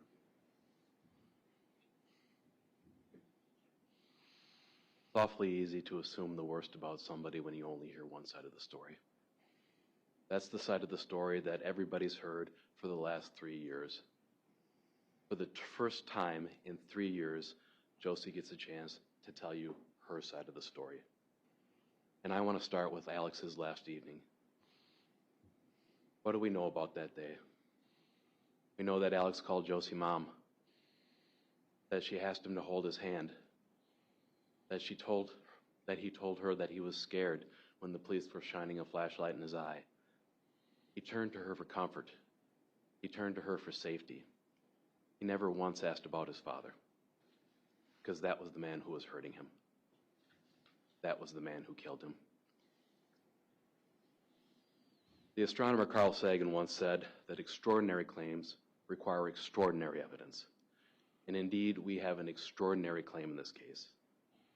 A claim that Ms. Dikeman killed a child that she had raised as her own with no motive to do so. A claim that she killed a child when everybody who interacted with her on February 10th of 2023 said that she was happy, said that she was planning to leave Derek, said that she was not angry or upset with Alex at all. A claim that she did so when there's enormous physical and video evidence that Derek Pedrin was physically abusing Alexavier. A claim that she did so despite the fact that the state's own forensic pathologist will testify he can't rule Mr. Pedrin out as his abuser. A claim that she did this in front of 2 small children, in the same bedroom, in the same bed, neither of whom said they saw, heard, or noticed anything about their mother murdering their brother right next to them, all for no apparent purpose. The claim is extraordinary. The evidence is not. On one thing that the state and I do agree is that Alex was a battered child. There is no dispute. He was abused. The question that you're going to have to answer is who was doing it. Was it the woman that he called mom? The woman that read to him every single day and loved telling stories? The woman who colored with him, took him to school, made sure that all of his needs were met? Or was it the man who was repeatedly witnessed and video recorded beating and strangling Alexavier? That's the question that you're going to have to answer. Now, early on in this investigation, law enforcement zeroed in on Ms. Dikeman because she was the only person who was home when Alexavier was found dead. You're going to hear that they assume that because Josie was the only one there, that Derek couldn't have done it. He was in jail. They didn't consider what had happened the day before with Alex. They didn't consider Derek's extensive history of abusing these children. And even after their own pathologist said, these injuries are consistent with having been inflicted when Mr. Pedrin was home, they ignored it. Even when they were told by multiple witnesses that Derek was hitting the children, they ignored him. Even when they came across multiple videos describing egregious child abuse at the hands of Mr. Pedrin, they ignored it because they said, he's not our suspect. Josie is. They ignored it when Derek told them outrageous and egregious lies because they never wanted to question the person that they were treating as their victim. They targeted Josie instead. And they had the luxury of suspicion. We don't. We have to decide this case on facts and evidence at the highest possible burden of proof. And what will the facts tell you about that household? They'll tell you that Derek made the lives of Josie, Alex, and the rest of those kids a living hell. This is one of the most aggravated cases of domestic violence that this courtroom has probably seen, and the unusual part of this is that the perpetrator is not the one on trial. But make no mistake, Derek regularly beat Josie. He strangled her, he threatened to kill her, and he raped her. And we know this because Derek wasn't afraid of doing many of these things in front of witnesses. You're going to hear from several said that Derek didn't care if people were watching. He'd hit her anyways. Derek didn't care if Josie was wandering around town, black and blue from the latest beating. He was never held accountable for this. It was something that happened time and time and time again. And in that capacity, you're going to hear from Josie's mother. She admitted she gave Josie a couple of hydrocodone pills every now and then. Why did she do that? Because she was worried about Josie being unable to get up even out of bed after certain beatings that Derek had administered. There's no dispute that she gave her hydrocodone, but you need to know the reason why. And you don't have to take our word for it, because there's video evidence. Like a lot of survivors of abuse, Josie thought that her cell phone would act as a shield, that she had the camera on and it was rolling and Derek knew it was there, that he wouldn't act, he wouldn't become violent with her, he would know that there'd be some evidence. He didn't care. He hit her anyways. He beat her on camera. He'd choke her on camera. He'd scream on camera that he wants her to die. And he immediately afterwards would gaslight her, even on video that you're going to see. He'll scream at her that if you don't have a mark right now, you can't prove this. Nobody will ever believe you. If you turn me in, then I'm going to tell CPS that you're an unfit mother because I'm the one with the job and they'll take your kids away from you. He gaslit her so persistently that she was brainwashed by the end of this relationship. This, ladies and gentlemen, get the Elmo.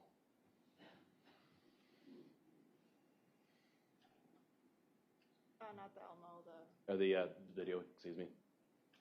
What I'll say is that wherever Josie and Derek went together, the police followed in her wake. Alaska Police Department, La Crosse Police Department, La Crosse Sheriff's Department, Joplin, Missouri Police Department, the Houston County, Minnesota Police Department, because the abuse in that home at the hands of Mr. Pedrin was never ending. And this is the Derek Pedrin that Josie and those kids knew. Get the lights, please. Turn up. The judge is not going to ask me anything if I tell you I'm done. He's going to ask you why the fuck you can't be in a talk. At midnight when I'm asking you to get out when I'm trying to go to sleep. During the day it's because kids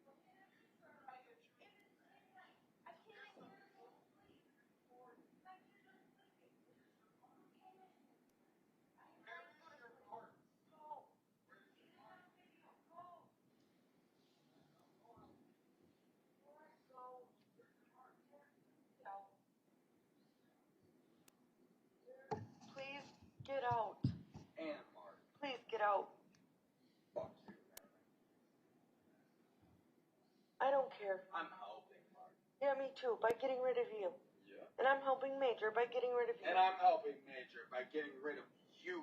He loves me. Because you are the fucking crazy one. He doesn't Ever like since you got hit with that goddamn bat, you are a fucking nutcase. Ever since I got with you. Ever since. No, not. Ever since you got hit with that bat, you think you are, like, entitled to...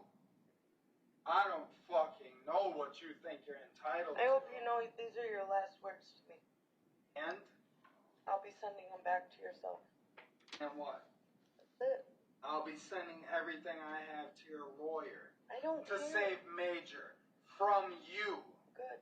I'll send these to your... To my what? Jenna. What? When she gets out. What? To fight for Well, you have her no kids. contact with her, so that's kind of against the law, Can you isn't get it? out, please? Isn't it? Just get out. That's against the law. Get out, please. You can't send shit I've to asked her you to at get all. out multiple times, and you're fucking... Pounds, I feel like you're pounds. You imprisoning can't me. even speak. Because you're Because scaring you're drunk. me. You're scaring me, Or Derek. you're drunk. You've beat me before. It's called entrapment. I'm not beating you. Get out. You just tried to It's all slap on me. video. Get out. I didn't touch you. Get out. I feel like I'm being trapped. Go. Get out. Derek, you're fucking trapping me in a room. I came in here to get away from you. I came in here. And I said no. When a woman says no, it means no. Go. It is midnight. Go away from me. I don't care. You don't own me. Go You away. know how many videos that say Derek, go away. that You me don't and own you me. can I said talk go. when the I bed, don't care. right? You do not own Right. me. Go away. Get away from me. Have you proved this a Get liar? away from me. Right there. Get away from me, please. Liar. Please get You're a away. liar. You're entrapping me, and Am I I? don't feel comfortable. Am I? Please go. Am I want to get out of this entrapping room. you? I don't feel comfortable. Oh, you're Please a go. fucking liar. Please you want go. to get out of I the don't room? feel You're comfortable. fucking Now you're locking pushing me yourself away. in. Now you're pushing my phone. Go. Ow, you just hit me, dude. Everything I'm asking you. The judge is not going to ask. Get the lights, please. I wish I could tell you that that was a one-time thing, that this was a once-in-a-lifetime event that happened to be recorded. That would be a lie. There are dozens of videos just like this. What you saw right there was a near nightly occurrence for Josie and her kids. You're going to hear that the children quite frequently slept with Josie in her bed, in her bedroom, because they were terrified of their father when he was behaving just like that. And you're going to hear that Josie went through a lot of cell phones during her relationship with Mr. Pedrin. When he woke up in the morning and sobered up, he'd go through a phone and force her to delete the videos. He would take out the SD cards and hide them or destroy them, and sometimes he'd just wreck the phone altogether. But quite a few of these videos did survive, and you're going to see a number of them in the course of this trial. Not the type of thing that anybody wants to watch. We're empathic beings. We can feel when somebody's scared. We can feel when somebody's hurt. Nobody wants to watch videos like this. But if I ask you one thing at the beginning of this case, please don't check out. Don't go numb. In order to understand Josie, in order to understand Alex, in order to understand that environment that they lived in, you're going to have to see it from their perspective. You're going to have to feel it the way that they felt it. You're going to have to understand why it was so difficult for Josie and those children to escape an abusive man. And the videos also answer another important question in this case, because the videos tell us why the kids weren't going to school. Josie narrates it herself out loud on several of these.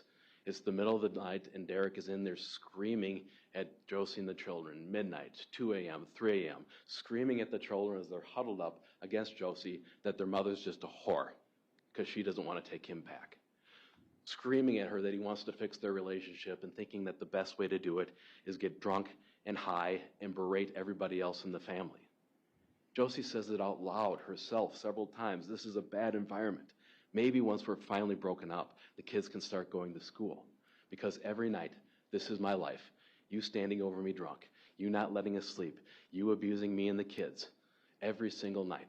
That's how Josie felt. And one of the saddest parts about these videos, ladies and gentlemen, is just how used to this abuse those kids were.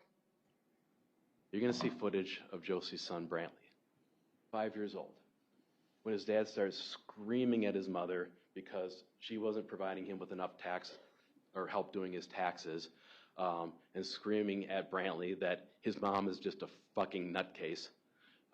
Brantley knows to put his fingers in his ears.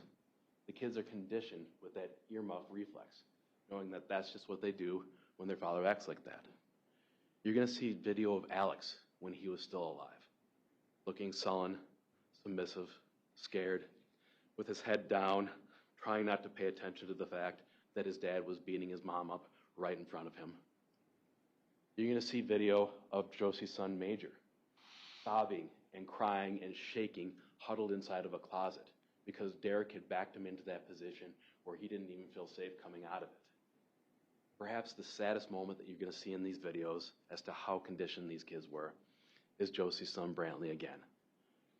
5 years old. The kids are huddled up with her on the bed because Derek's acting just like this. And in the middle of some tirade about how Josie's a whore and he needs to get back with her, Brantley stops his father and says, "Dad, stop it. You're drunk and you're scaring us. Just go to sleep." 5 years old, those kids knew exactly what was going on. And make no mistake about it, Derek was physically abusing the children too. He hit them. He'd throw them around the room. He liked slamming kids up against the wall. Alex in particular, he would take and hold against the wall by the throat. He'd hit them, he'd choke them, and he didn't care if there were witnesses. You're going to hear from a man who witnessed this, that it's a man, older man, he has some physical disabilities, his name is Ted, he'll probably testify from a wheelchair, that during a month-long stay where he had to stay with Josie and her mother because he had had a knee replacement, I believe, and couldn't get around. And Josie and her mom had always helped take care of him. He saw Derek hit the kids more than a dozen times. He didn't care if there were witnesses. Derek would grab the kids and drag them so hard by their arm that the bruises from that grasp would be visible for weeks. You're going to see the bruises on Alex's arms caused by Derek grasping him so hard that he left his mark on him, even after death. And ladies and gentlemen, you don't have to just take our word for it, because once more, there are videos. Videos of Mr. Pedrin strangling Alex, videos of Mr. Pedrin hurting Alex. And one in particular that Mr. Pedrin admitted to was one that occurred inside of a vehicle. He told investigators that he flew off the handle and engaged in what they were describing as abuse. We're going to show you that video. Derek's hitting Alex. Derek's choking Alex. You can hear him coughing and choking. You can hear Derek yelling at him to quit fucking crying. And in the middle of all of this, Derek screams at his 6-year-old son months before his death, "You just like getting your fucking ass beat." More than apparent that Alex knew exactly what that felt like coming from his father. What was going on in this video? Alex was fussy like a 6-year-old. He didn't want to get in the car without his favorite toy, a toy monster truck. And that prompted the reaction from Derek to lead to that attack. The video is disturbing, ladies and gentlemen, not just because of the aggravated child abuse that it depicts, but once more because of how used to it the rest of the kids in the car were. Josie's taking this video covertly. She's got her phone down. She's not pointing it directly at Derek because she knew that if Derek looked up, saw the phone, the next thing that was going to happen is she would get the same treatment and Derek would destroy or delete the video. So she's trying to produce some evidence as to how the life was like with Derek and the kids on a daily basis. But she does manage to pan the camera upwards briefly and you capture the faces of the children behind her. You can see it right in their eyes. They're looking but trying not to look at what's going on. You can see that they're scared, and you can see that they're glad at that moment it just wasn't them. But it was easy for the police to assume the best about Derek because of the fact that he happened to be in jail at the time that Alex died. And they assumed the worst about Josie because of how she presented. You heard Mr. Torbensen's opening about how she described 10 minutes, 5 minutes, a certain sequence of events. What nobody knew is that Josie's operating with a brain that has approximately 1% of the capacity of the average adult. You're going to hear from Dr. Courtney Endres, a forensic psychologist. Dr. Endres is going to tell you that she's reviewed Ms. Dikeman's medical records, that she's reviewed prior neurological testing, that she reviewed the records upon which the Social Security Administration found Ms. Dikeman to be 100% disabled. And she's going to tell you that due to a series of traumatic brain injuries, Ms. Dikeman's working memory and her long-term memory are extremely impaired. You're going to hear that her processing speed, the ability to think and respond to questions, is extremely impaired. And when it takes time for her, when she freezes, when she takes time to answer, when she isn't quite sure about her responses, these are all symptomatic of the brain injuries that she suffered. The same goes true for the diagnosis of post-traumatic stress disorder. You're going to hear that Josie has some dissociative symptoms, where she appears to space out, where she appears to be unemotional, even in times when others would say that that called for emotion. And the police, not knowing this, looked at her and said, "This is suspicious. We don't think that you're reacting the way that a person should." They assumed the worst about her and assumed the best about Mr. Pedrin.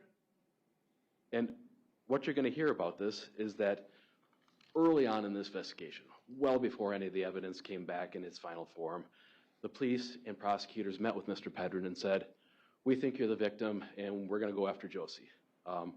We want you to help us build the case against Josie." And Mr. Pedrin was more than happy to oblige. He told people on recorded phone calls that he's only going to give the police the bare minimum so that they couldn't target him, but they could go after Josie. He met with them and tried to explain that Josie was the person who was responsible for everything wrong in his life. The police excused his egregious violence, at one point asking him, "Why were you treating her like this?"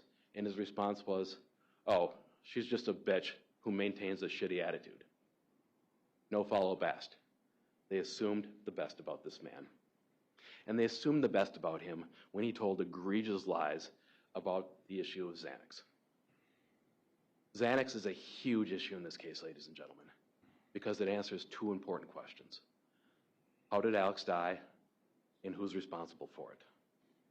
What you're going to hear is that the state's own forensic pathologist, Dr. Reed Quinton, cannot rule out overdose as the cause of death.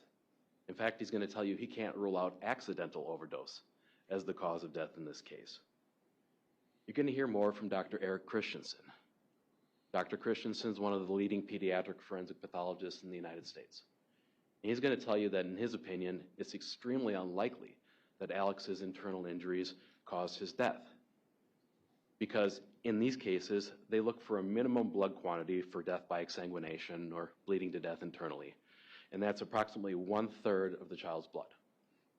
The total blood volume taken from Alex's internal cavities was less than, or approximately 1/17 of his total blood volume. Dr. Christensen will tell you that even if that number was quadrupled, you wouldn't meet the minimum threshold for what a pathologist would consider to cause death by internal bleeding. Rather, Alex's blood Xanax levels were at a toxic level. They were at a level that would be lethal for many adults. And he says that Alex's signs and symptoms were incredibly consistent with an overdose causing this injury. In fact, Dr. Quinton, we expect, to testify that Alex did not die over a short period of time. He's going to say that the histological and the slides that they reviewed from the autopsy suggest that it took a period of hours for Alex to die. Inconsistent with strangling, inconsistent with some instant attack that caused his death. Dr. Quinton himself, I expect, will testify that Alex's injuries are prototypical and something that they look for in cases of overdose causing death. So why is that important? It's important because if Alex died by overdose, if the state can't rule that out, then we know that Alex wasn't intentionally murdered. Same thing with he wasn't intentionally abused to the point of his death. The state has to rule that out, that Xanax, the thing both pathologists say is a likely possibility killed him, did not, in order to reach a verdict on counts 1 and 3. But we don't stop our analysis there, because we have Josie charged with negligent homicide as well. And that's going to ask you to consider, how did he get into this? There's a big difference between an accidental overdose, which is tragic but not a crime, and negligence, which means that somebody took an act that left something they knew that would be harmful to a child and knew that it was likely that they would get into it and be killed. And in that respect, you're going to have to ask yourself, who was responsible for bringing that Xanax into the home? The answer, without a doubt, is Derek Pedrin. Mr. Pedrin was very squirrely about the issue of Xanax when he was first interviewed. He said, well, I think that Josie's getting pills from her mom. She's skimming the Xanax off the top of her prescriptions, and she picks them up at the Onalaska Walmart pharmacy, and she gets some Xanax as a reward. Investigators did their job. They subpoenaed her mother's medical and prescription records from both her provider and the pharmacy. Never been prescribed Xanax. Then Mr. Pedrin said that Ted, the gentleman I talked about earlier, must have been giving her some pills because they're involved in all sorts of shady stuff. Shady stuff like Josie doing his grocery shopping for him or cooking him meals at the beginning of the week. Ted's going to testify. He's going to tell you that he's never been prescribed Xanax. He's never taken Xanax. Eventually in April, Mr. Pedrin comes to another meeting at the district attorney's office, meets with the investigators, and he comes clean. And his explanation there is, well, by the way, I was actually buying Xanax from my buddy off the street, but only for Josie. I only gave it to her, and I don't know what she did with it. They accepted that explanation at face value. No questions about, why did you lie to us so egregiously? Why would you buy this valuable illegal drug and give it to a woman who's trying to leave you, who makes you sleep in the living room, who you referred to as a bitch with a shitty attitude? They accepted his word at face value. What the evidence is actually going to show is that Mr. Pedrin was buying that Xanax for himself. He was regularly abusing the Xanax at home. He was taking them like we would normally take a pill. He was chewing them up for a quicker high. And for the fastest high yet, including something that he did on the evening of Alex's death, he'd grind it up and snort a line off of their kitchen or living room tables. He gave the excuse that he was using Xanax just to try to cut down on his drinking, and that, maybe I could use this drug that's less harmful if it's prescribed. But in reality, it was just an excuse to abuse both substances at once. Because when he combined the two, he got extra violent and things got extra worse. And we know that Derek was the source of the Xanax because we've got him on video admitting that, ladies and gentlemen. If Mr. Pedrin denies that, we'll play the video for you. You're going to see that Josie repeatedly confronted him about his drug use in the home before Alex died, telling him that Alex needs to be home healing, not out getting drunk and high with you, telling him that she's so sick of the parties that he's throwing so that strangers can come over to the house and use drugs. Ladies and gentlemen, when you're considering the source of the Xanax, I expect the evidence to show that Mr. Pedrin was 100% that source. And that leads us to the issue of his cell phone. Mr. Pedrin initially was asked to produce his cell phone to corroborate some of what he was saying about Josie, corroborate some of what he was saying about the Xanax. And initially when asked, he said, no, I don't want you to look at it, and I know you have a Cellbrite examiner here who can dump your phone data. I'm not going to consent to that because I'm the victim. They said, okay, that's fair. We don't need to see anything relevant to you, Mr. Pedrin. We just want you to go through and screenshot anything that you think would help go after Josie. Do that for us. He claimed constantly to have all sorts of videos that would implicate Josie, but never produced them. And what the evidence will show is that he didn't produce them because those videos didn't exist. It was another bit of the same bluster that you saw there. Mr. Pedrin threatening to use his videos against Josie when he's clearly the aggressor in those circumstances. Later on, in September, investigator Fritz Leinfelder and DCI Special Agent Adam Frederick met with Mr. Pedrin after the preliminary hearing in this case. And they told him, Derek, were you listening to how you were being portrayed and the questions that were asked at the preliminary hearing? It sure sounds like the defense is accusing you of causing Alexavier's death. So we need to think like defense attorneys and get ahead of this and try to rule you out. Would it be okay if we saw your phone now? Despite telling the investigators just minutes earlier that he was still using and had the same phone from February when Alex died, he switched course again and said, "Oh, that phone, the one I just said that I still had. Yeah, I broke it, and all the data is gone." Taken at face value once more. And they took him at face value on any number of things, including how Alex broke his leg. That brings us to January 2023. Here are the facts that I know about that. Fact number one, Alex himself told multiple people, family, and medical providers that he broke his leg when his sister Araya pushed him down the stairs. Fact number two, Alex's sister Araya admitted to people, including a forensic interview, that she pushed her brother Alex down the stairs. Fact number three, Alex and Araya's brother Brantley told interviewers that he witnessed Araya push Alex down the stairs. Fact number four, Mr. Pedrin himself told others that it was his impression that Araya had pushed Alex down the stairs. Fact number five, Josie's son Major, in his first interview, said that he wasn't even there for the leg injury, but it was his understanding that Araya had pushed Alex down the stairs. Fact number six, can you get the screen, please? We don't need the lights. The screen. This is the staircase that Alex fell down. As you can see, it's not exactly what I would call safe. It has 15 to 17 hardwood laminated planks along the staircase, the type of planks that are easy to slip on if you're wearing a sock. There's no safety railing at any point on this stairway. In fact, the second half of the stairway doesn't have walls on the other side at all, and at the bottom was a hard concrete floor. That's the stairway that Alex fell down. Thank you. Fact number seven. The investigators turned to Alex's own medical providers to ask them, is this something that's consistent with a stair fall?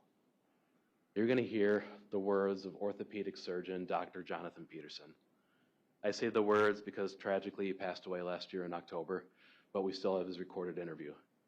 This is the surgeon who treated and diagnosed Alex when he came into the hospital. He's going to tell you that, his words are going to tell you that he's 100% certain that that femur fracture was not the result of direct abuse. And for anybody to even get that impression, they must have been relying on some designation of neglect or some other finding in Josie's medical file. He told the investigators that it's consistent, plausibly, with a fall down the stairs. Although a number of things could cause that injury, he didn't rule that out. You're going to hear from Colton Wagner, who was Dr. Peterson's physician assistant. Mr. Wagner is going to testify that he concurs absolutely with Dr. Peterson's assessment. And as the person who spent the most time with treating Alexavier, Mr. Peterson is going to say that this did not strike him as evidence of abuse. This did not strike him as something otherwise inconsistent with a fall down the stairs. The investigators even went out of system to interview medical providers to see could this have been the result of abuse. They talked to a man named Dr. William Shaughnessy, extremely experienced orthopedic surgeon, who told them that this is not something he can rule out a stair fall for, and this is not something that would immediately be indicative of abuse. Those are the facts about this stair fall, and they are by and large undisputed. So what are you going to hear on the flip side? You heard from Mr. Torbenson that you're going to hear a forensic interview of Josie's son, Major. In order to understand Major, you need to understand a little bit about his circumstances. His father, Mark Hellrud, and Josie have never gotten along. They never lived together or had a relationship after Major was born, and it's been one never-ending custody battle in family court ever since. They had a very nasty court battle for a period of over 3 years, where Mark was recording Josie, Josie was recording Mark, and all sorts of nasty things were said back and forth to Major about his parents. You're going to hear that shortly before Alex's death, because of some decisions that Mark had made, Judge Bierke here in La Crosse granted Josie full physical custody of Major, and Mark only had supervised visitations. That was something that the family was very, very obviously upset about.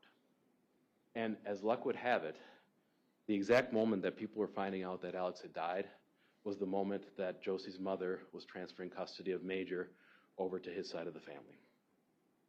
And we know that his family began talking to Major immediately about Josie and what must have been going on at home. We know that because his grandmother, Sharon, called Sergeant Williams so many times that Sergeant Williams said, stop. Stop talking to the kid. We don't want to pollute his memory. When Major came in for his first forensic interview, he gave a statement that Attorney Torbenson summarized in court but left some other details out. And if there's one thing I want you to ask yourselves if you're listening to these statements, it's that why isn't this consistent? Why doesn't this make sense? What you're going to see is that Major told details to the investigators that contradicted himself, even within the same interview, saying at one point that Josie was breaking his leg on the floor. Another point, he was breaking his leg on the bed. He made claims that Josie was coming into school and abusing Alex in response to him using ranch dressing, things that are easily debunked. He made claims that Josie was able to,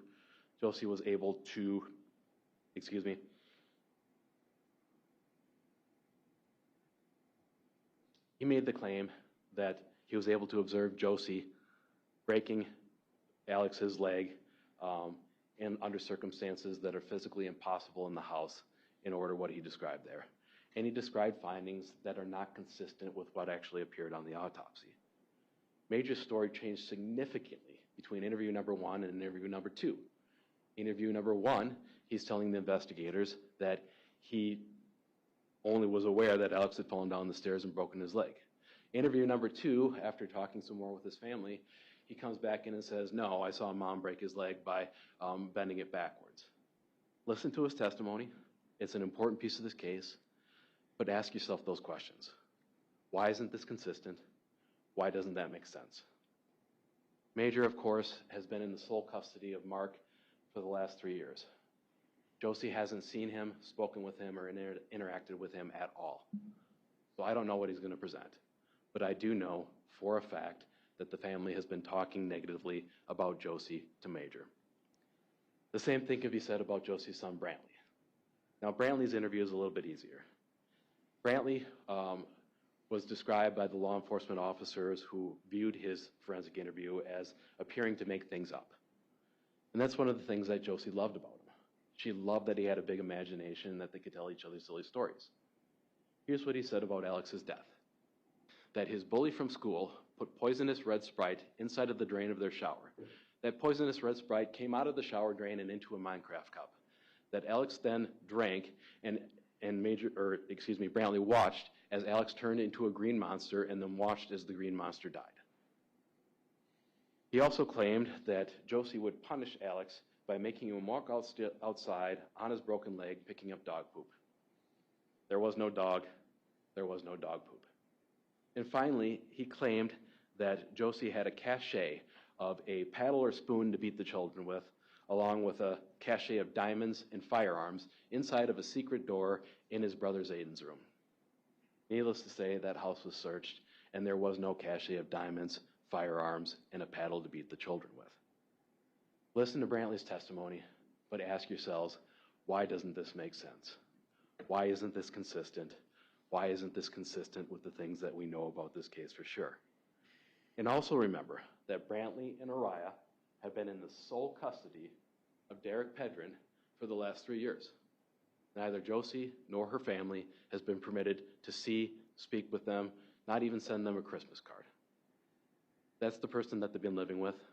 I don't know exactly what's been said to them, but I do know the environment that they're in.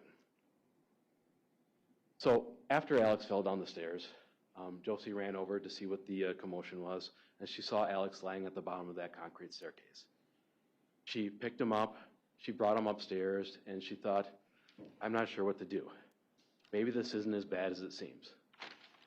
The boys got hurt regularly, wrestling around, riding their bikes down the hill, things like that, and she thought, maybe it's just a sprain. Maybe it's a bruise. So what we'll do is we'll lay him down, we'll elevate it, we'll put some ice on it, give him some Tylenol, and see if it gets any better. The plan that Mr. Pedrin agreed with when he came back home from work. Now, at some point shortly after this leg break, Josie and her family were invited to a birthday party for one of Laura Lee Raines' children in the city of Sparta. Josie at that point said, Alex isn't getting better. I want to take him into the doctor. We know that because that's exactly what Laura Lee told the investigators that Josie's wishes were, that she wanted to skip the birthday party and bring Alex in for medical care. Derek did not. He told Laura Lee that Alex's leg was fine and he wanted to stay and get drunk. And get drunk he did. He was described by witnesses at that party as, quote, beyond wasted. And in that state, he physically abused another child, Josie's 9-year-old daughter, Jalen. He threw her off a toy rocking horse so hard that she began crying. And as she cried, Derek laughed. The other men at the party didn't think that was very funny. They took him outside and they beat him up in the street. Derek, of course, blamed Josie for being attacked when he came back in from the party, screaming at her that he must have set her up, despite the fact that Josie was in the child's bedroom with Alex and some of the other kids this entire party. And his behavior reached the point where Laura Lee, who, by the way, is now married to Mr. Pedrin, told him that they have to get the fuck out of there. They got in their car, and Laura Lee was certainly concerned about Josie because she sends her a text message shortly afterwards that, are you okay? He wasn't. Derek started hitting her, put his hand around her throat, doing this in front of the kids while she's driving the children home. We know from Josie's phone records that she had to stop a couple of times, try to get him out, because her phone stops, and she's using Google. Googling the Sparta Police Department, and then later, the Onalaska Police Department, the jurisdictions that she happened to be in. Josie will tell you that Derek eventually convinced her to let him back in the car, saying that if I get arrested, I'll lose my job and then we'll all be homeless. It's an excuse that he used frequently.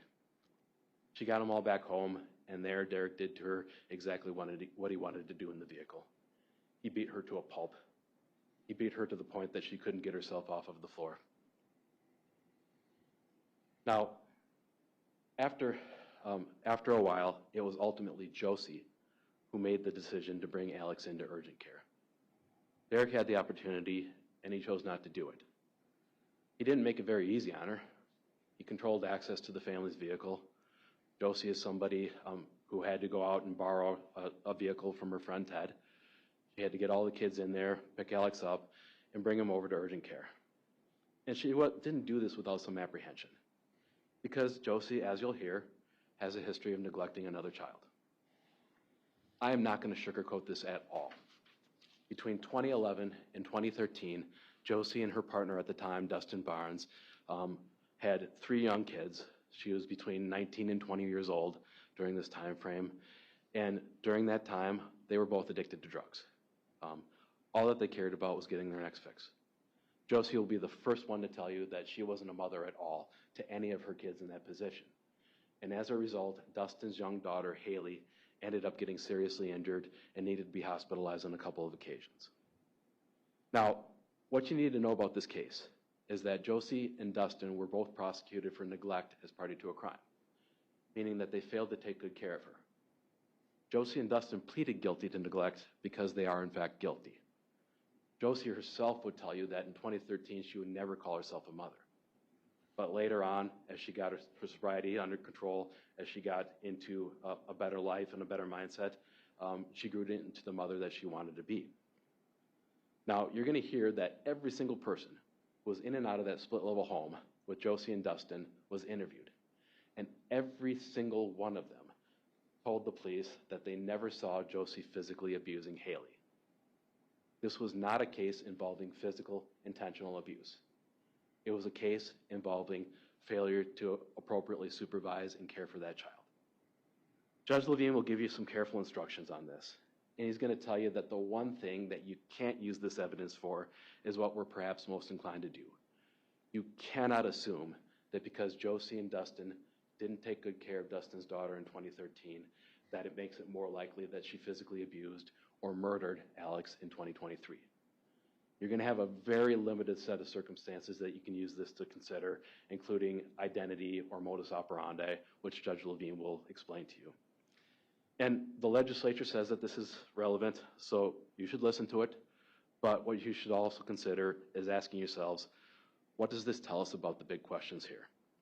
How did Alex die, and who's responsible for it? I submit to you that it tells us nothing at all. I'm going to be open and honest about it because there's nothing to hide in this situation. And I'm going to tell you that the witnesses will testify as to Josie's parenting abilities in 2013 compared to 2023 will say that there are light years of difference. In 2023, she was a good mom who loved her kids, who always put them first. And she was that way because she completed an intensive drug treatment program. She got herself sober. She completed probation successfully. She learned to parent and live on her own without drugs. Dustin unfortunately didn't make it. He overdosed and died. But the Josie that was in 2023 was nowhere near the Josie that did these things to Haley in 2013.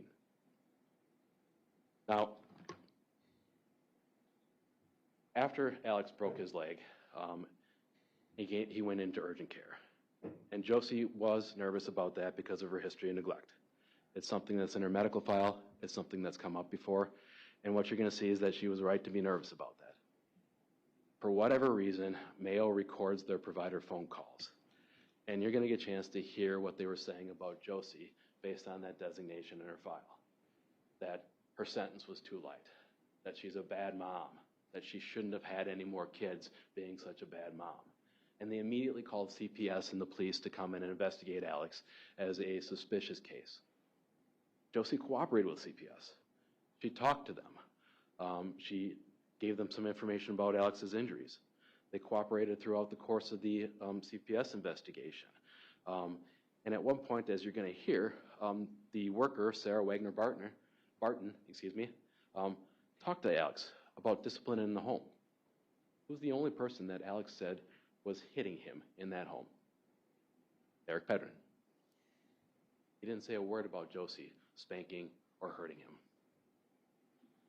Nevertheless, they were given a choice to transfer to a higher level of care. They were given a choice between Gunderson here in La Crosse and Mayo in Rochester. It was Derek who insisted on switching hospital systems and bringing Alex to Gunderson. And once they got there, he blamed everything on Josie.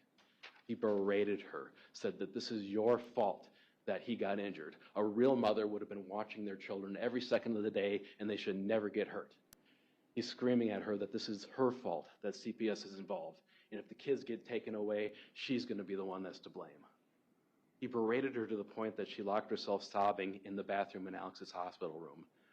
And we know what she's telling, know what she's feeling during this time frame because she's sending Facebook messages to Derek saying, "Stop blaming me. I am only here for Alex. I'm only concerned about him getting better, but I don't want to be abused. I am so sick of your abuse. I am so sick of the fact that you lied to the woman from Child Protective Services and said that you weren't abusive to any of us." This is what she's saying in her private moments to Mr. Pedrin, under circumstances that she never believed would one day be projected in a first-degree intentional homicide case. Alex was released the following day, and it didn't take Derek long to go back to his normal ways. Just one day after Alex was released, he got into an argument with Josie about her not wanting to be with him, and he started grabbing Alex and saying, "My son is not going anywhere with you." It's something that he commonly did, that he would punish Josie by saying, "He's not your son, he's my son, and I can do whatever I want with him." And in the process of this argument, Derek tried dragging Alex outside on his broken leg in the January snow, to the point that Josie texted him and said, "You take Alex out like that in your condition, everything is on the table to CPS. He needs to be at home healing, not out getting drunk and high with you." The following day, Derek threw a party where he invited strangers over to come over and get drunk and use drugs. Josie again texts him saying, "I'm so sick of the way that you treat Alex. He needs to be healing, and I'm so uncomfortable in my own home." And indeed, Josie was at a particularly dangerous time of her relationship with Derek because she had planned to leave him. She was serious about leaving him. She was finally getting up the nerve to walk away from that horribly abusive relationship. And she told Derek that repeatedly. She told him that they're broken up, that she's not taking him back, that she doesn't want anything to do with him, that once Jenna Love, Alex's mother, got out of prison, that she and her family would be able to help take care of Alex, knowing that he'd be safe. Derek didn't like that, and the violence escalated in kind. November 19th of 2022, less than 3 months before Alex died, Derek beat up and strangled Josie and was arrested for strangulation, domestic battery, and domestic disorderly conduct.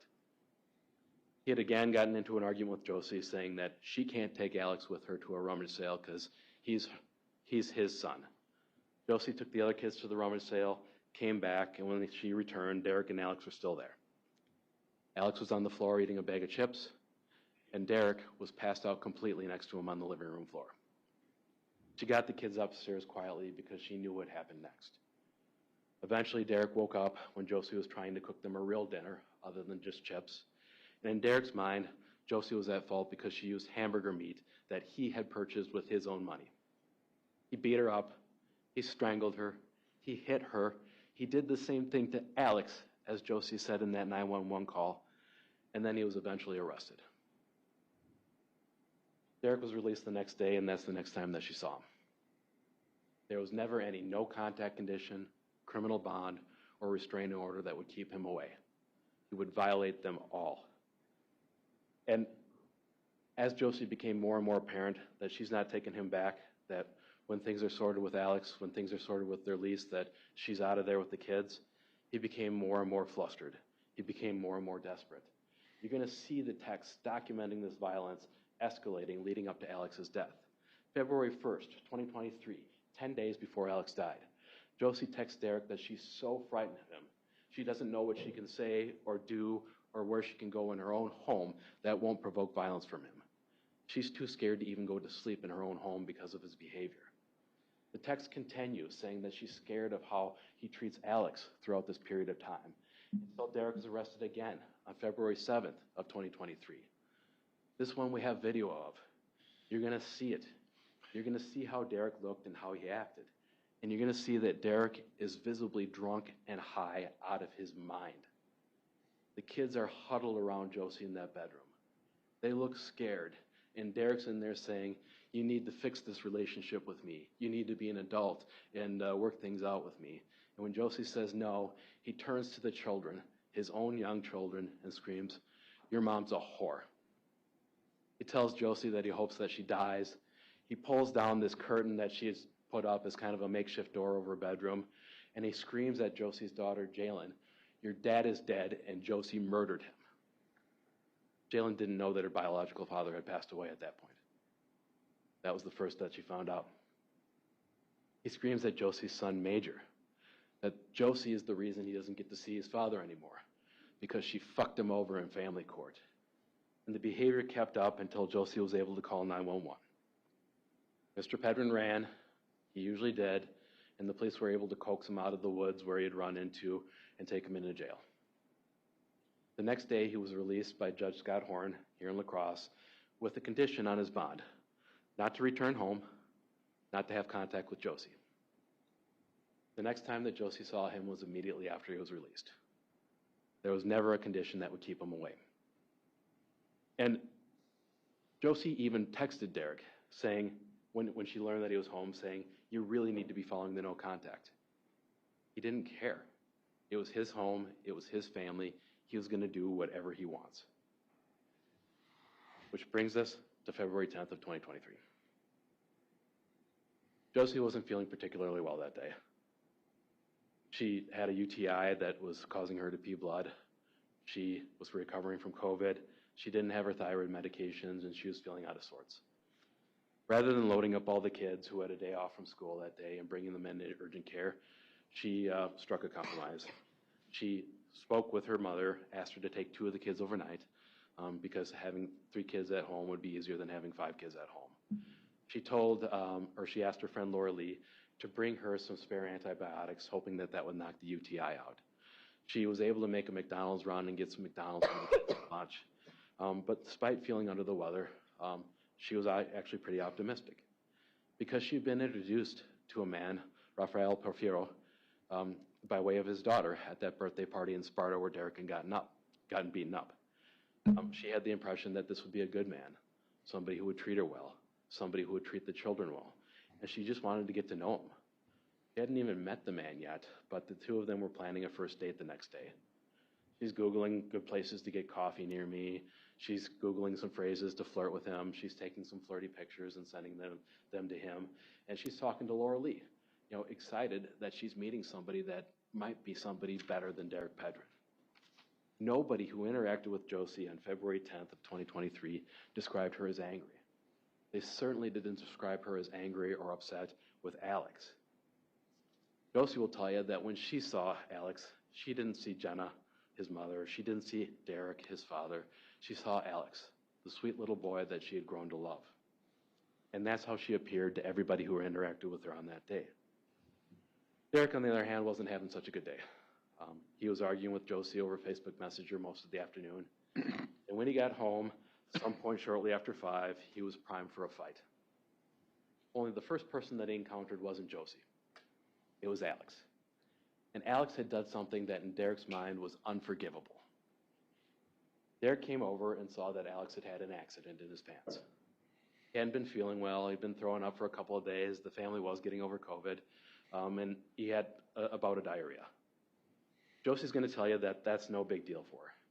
She has 5 other kids. She's cleaned up lots and lots of accidents. And with Alex, she would try to get him to the bathroom in time, but if he couldn't, that would be okay. She would just clean him up, and she would talk to him about giving her a little bit of notice before she needed to use the restroom. Derek didn't react that way. He grabbed Alex hard by the arm, dragged him out of the bed that he was sitting on, and screamed at him, "You know where the fucking bathroom is." He dragged Alex, kicking and screaming, into the bathroom and slammed the door shut behind him. And inside of that bathroom, Josie could hear the sounds of 3 distinct things. 1, the sound of Derek screaming. "You're too old to be shitting your pants. You know where the fucking bathroom is. You trying to piss me off?" 2, the sound of something being slammed or slapped around inside of that bathroom. She couldn't see it exactly, but it sure sounded consistent with her experiences of Derek beating her. And sound number 3, the sound of Alex screaming and crying. When Derek and Alex emerged from the bathroom, Alex was red all over his body. He had tears and snot coming down his face, and it was more than apparent that Derek had beat him inside of that bathroom. Derek got him cleaned up, put him into a pair of pull-up diapers, and we know that the accident happened at that time because Alex's soiled underwear is still visible in the only bathtub in the home the next day. They put him into a pair of pajamas, had him sit up and watch TV in Josie's room where he regularly relaxed and hung out. That was the condition that Josie saw him in. You might ask, why didn't she stop him? The answer is what it always was. Anytime she intervened, she got it from Derek, only usually worse. She knew that she was going to get the crap beaten out of her, and she was scared of this man. When she saw Alex, she had no reason to believe that this was anything that was potentially life-threatening, because that was their reality. You beat them up, they'd recover, and he'd do it again. She had no clue that Alex may have been suffering from internal injuries at that point in time. At some point shortly after that, there was a knock at the door. What Josie and Derek didn't know was that at about 6:30 that day, one of Jenna's cousins had called in a welfare check. One of the things that she said in the welfare check was that Derek wasn't supposed to be at the house, and we know that he's here. So we want Alex on our side of the family. You're going to hear that Derek had expressly prohibited Jenna, the child's mother's side of the family, from seeing or having contact with Alex because he didn't like the way that they interacted with Alex. And since Jenna was in prison as a result of attacking Josie with a baseball bat in Missouri, they wanted to try and secure Alex's custody. They wanted to make sure that he was okay. When the police arrived, Derek knew that they were there for them. He told Josie that she had to go to the front door and lie.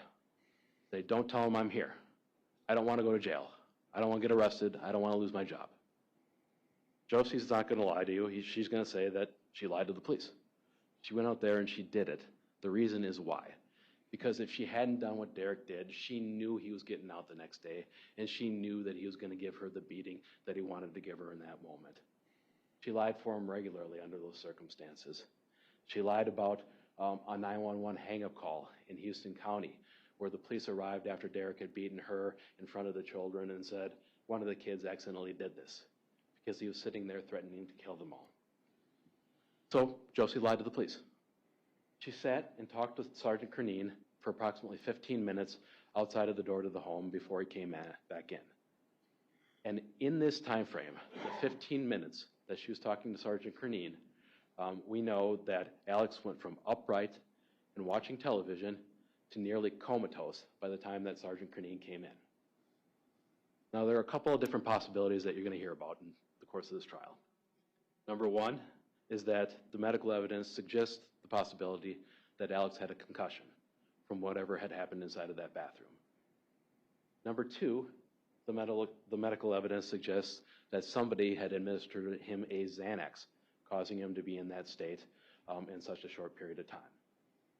I don't know exactly what happened in those 15 minutes, but what I do know is in the 15 minutes between that change in status, the only adult near Alex was Derek, not Josie.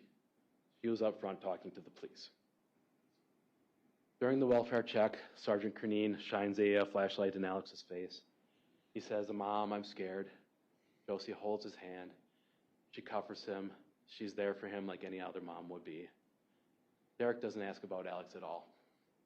When he's eventually arrested, his only concerns were smoking a cigarette and how quickly he could get out of jail the next day. With Derek in jail, Josie's night was going to be a little bit easier. They got the kids ready for bed, the 3 kids that were still there, and they all laid down on Josie's bed, as they commonly did, to go to sleep together and watch some movies.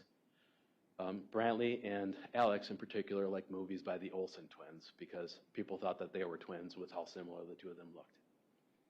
We know what Josie was doing during this time frame, and we know what her mood was like because there's nothing in there to suggest that she was angry or upset or thinking of murdering Alex.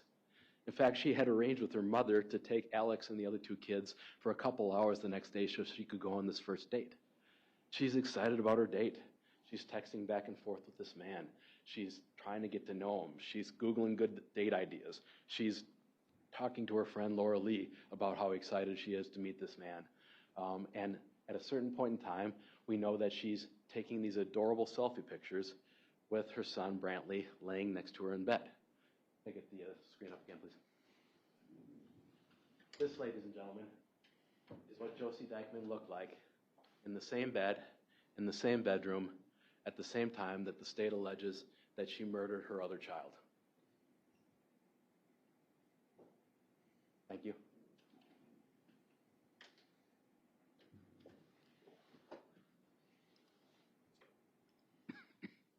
We know that there was nothing unusual on Josie's phone suggesting some anger or disturbance. We know that she ended on a high note with speaking with Laura Lee. And we know that Laura Lee herself heard Alex say that he was waiting for Alex he was waiting for Josie to go to sleep so he could get up and get into things. It's a bit of a joke between him and Josie, but with every good joke, there's always more than a kernel of truth. This is something that Alex was well known to do. He liked the adventure of sneaking around and getting into the stuff that the adults wouldn't let him have. Usually it was just harmless, candy, Red Bull, ice cream sandwiches.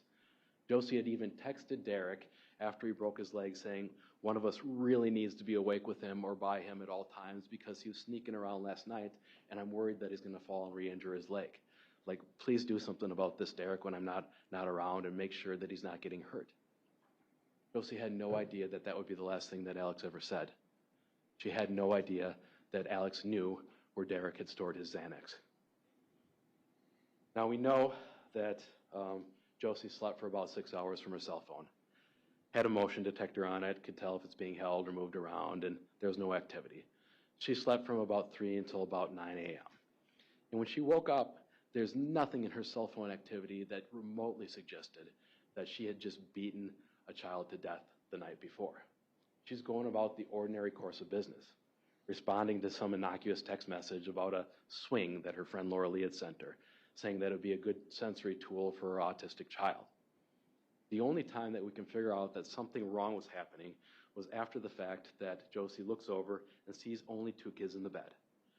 They had staged themselves as Josie with her right to the side, Brantley, Alex, and then Brantley, Araya, and then Alex at the very end.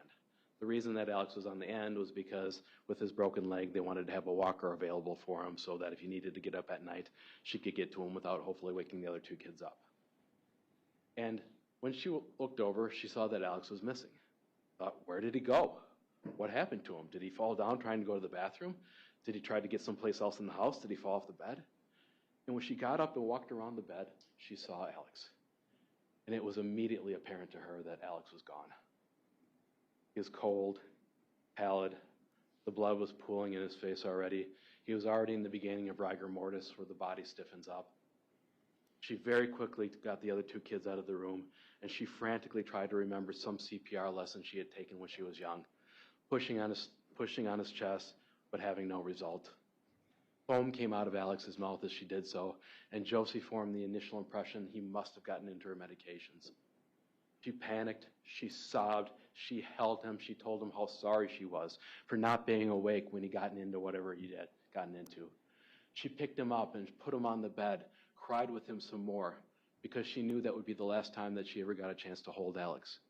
And yes, she panicked and called her mother first. But it was more than apparent at that point that there was nothing to be done with Alex.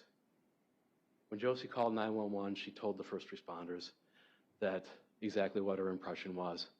The only thing she could think of from that night was that Alex had gotten into her pills. Josie's bedroom was kind of a pigsty. She had a lot of empty pill containers around, and what you're going to hear is it wasn't unusual for the kids to use these pill containers to build towers and crash their car toys into them, that sort of thing. So it wasn't unusual to have these bottles around, but she did fear that Alex had gotten into either her current medications for traumatic brain injury, a brain injury that Mr. Pedrin gave her in an act of domestic abuse that was aggravated by being hit in the head with a baseball bat by Alex's mother, Jenna. She had medications for pain, for seizures, for cognitive abilities that she kept by her nightstand. And then she had a huge duffel bag full of either half full or empty pill containers inside of that. She didn't really check with that. She didn't really look in that. The kids knew to stay away from that. But in her mind, that was the only connection that she could make. Josie can't tell you how long that the pills have been on the bottom of that bag, but she can tell you that that was not an uncommon occurrence if she's looking for something else and the pills come out and they're just on the bottom of the duffel bag. But she certainly didn't stage that scene to make it look like an overdose death with a bottle of prednisone. Now, she cooperated with law enforcement at the scene. She gave a statement to Sergeant Williams. She told her that she believed it was her fault because she believed that Alex had gotten into her prescription medications. She didn't think about what Derek had done the night before. It wasn't even on her radar because this was such a normal thing in that house that it didn't register as a potentially lethal injury. She allowed Sergeant Williams to access her phone. She unlocked it for him. She gave it to him because she felt that she had nothing to hide. And Sergeant Williams was able to look at her cell phone content. He was able to look and see that she's not Googling how to remove DNA evidence, how to make a homicide look like a drug overdose. Josie felt that she had nothing to hide, and she believed that overdose was the most likely explanation, which is why she said that. But the manner in which she presented it was why the police initially targeted Josie. They said, she's not emotional enough. She's given us details that we think are a little bit fishy, not knowing about this brain condition or how it was caused. So they formed this theory that Josie had killed him and staged the scene. You're going to hear that 4 days after the State Crime Laboratory gets back DNA evidence that excludes Ms. Dikeman entirely from that pill bottle that was supposedly staged, and includes Alexavier as well as one, if not more, Judge, I object. That's a mischaracterization of the DNA evidence. Her DNA was not tested against that container. That's a mischaracterization. Judge, Jesus, that absolutely was tested against that container. Okay. Tell you what, go on over it. We'll see which evidence, what the evidence proves. This is not evidence, ladies and gentlemen. This is just the opening statements. Go ahead. Right. They ignored the fact that Josie was in bed with 2 children, both of whom said they didn't notice their mother or their brother being beaten or drugged to death the night before. They ignored the fact that Josie's phone data suggested nothing of her planning to plot or stage the scene. And they ignored a really important piece of evidence: pill fragments that were collected on Alex's pillow. They were photographed, they were measured, they were seized, and then the investigators took those pill fragments, which are incredibly important to determining whether or not this was staged with some inert substance, or if it was Xanax, consistent with Alex getting into the Xanax, they put it in an evidence locker and they never tested it. They simply assumed the worst about Josie. And they assumed the worst about Josie despite the fact that the DNA evidence shows that her DNA was not on that pill bottle. Ignoring the facts inconsistent with your theory doesn't make them disappear, ladies and gentlemen. But what we had after this is this myth of the wicked stepmother. This myth that Josie treated Alex like somebody somewhat more poorly than her own. Everyone who knew her in the situation said that wasn't the case. Mr. Pedrin's own comments on how Josie treated Alex were that his impression was that he might have been treated slightly different because Alex got less screen time on TV than the other kids. That was his impression. That was the extent that she was described as treating any of the children differently. It's easy to take any of these comments about Alex that you're going to hear and take them out of context with a single remark. And everybody who knew Josie knew that she loved that little boy like her own. Everybody who described Alex said that he was attached to her by the hip. Josie was the one who was reaching out to the schools when Alex was being bullied, trying to make sure that that problem was solved. Josie was the one reaching out to the schools so that they had a special birthday party because he had been born in July and she wanted to make sure he could bring in treats and feel special. Josie is the one who's taking him to the dentist when he needs the dental work done. She's the one who's cooking and cleaning for him. She is the one who contacted the school and made sure that he had enough water bottles and chapsticks so they didn't get dehydrated during the day. And I think the moments in which you have the most, you demonstrate the most how you feel about a child are the moments where you think that nobody's listening, where nobody's watching. And in Josie's case, you're going to see a footage from a Walmart. She takes Alex and she gingerly places him to a shopping cart. She's pushing him around carefully with her younger daughter, Araya. She opens up a bag of crackers for Alex to eat when they go into the grocery store. And then at the checkout counter, when her daughter, Araya, comes back with a sucker for herself, she sends Araya back to make sure that Alex had one too. These are the moments where no one was watching. These are the moments that demonstrate how Josie felt about this kid. Derek, however, was panicked. When he got out of jail, he met Josie at the Onalaska McDonald's, and he immediately ordered her to do 3 things. Number 1, don't talk about his abuse. Number 2, don't talk about his substance abuse. And number 3, delete all of your phone content and make sure that the police can't get it. He was particularly angry when Josie told him that she had already given her phone to Sergeant Williams. Derek, throughout the course of this, manipulated, destroyed, and intimidated witnesses and evidence. You're going to hear one in particular, a very big attempt at manipulating the witnesses against him in this particular case. You're going to hear that Derek continued to threaten Josie. He threatened to kill her. We know this because she's texting him in response to that. You're going to hear that Derek broke into Josie and Becky's home where Josie was staying after Alex died and beat her and strangled her in the middle of the night in front of her brother Gabe. Gabe's a big guy. He was able to break it up. He was able to get Derek out of there. But at the end of that, he stayed with Josie that night because he knew how scared she was of Derek. You're going to hear that Derek immediately tried to take possession of SD cards with evidence on there of him harming Alex. And you're going to hear that Derek himself is the one who repeatedly told law enforcement that the cameras were his. If Derek denies that, we have him recorded a dozen different ways over, saying that it was his cameras that he was using to record people in the home. In fact, Josie will tell you that Derek was using those cameras to monitor her at home while he was at work, talking to her over the loudspeaker, asking her where she was going or what she was doing. Derek took the step eventually to record some calls trying to trip Josie up. He worked with the script with the police, and you're going to hear that Mr. Pedrin tried to get Josie to admit that she had done something to Alex. The state doesn't play these calls for you, I will, because they demonstrate exactly what her mindset is at that time. They demonstrate that Ms. Dikeman had no idea what had happened to Alex, that she had no clue that somebody might have beaten him to death. Her mindset at that point was still that Alex had gotten into her prescriptions. And when Derek tells her, lies to her, and says there's no pills in her stomach and he didn't die of an overdose, you can hear the audible sob in her voice saying, I'm so relieved. I'm so relieved this wasn't me. I'm so relieved that he didn't get into my medication.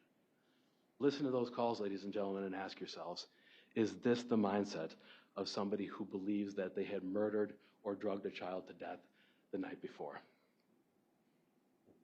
As this case goes on, you're going to have to ask yourself four primary questions. Number one, can Derek be ruled out beyond a reasonable doubt as Alex's abuser?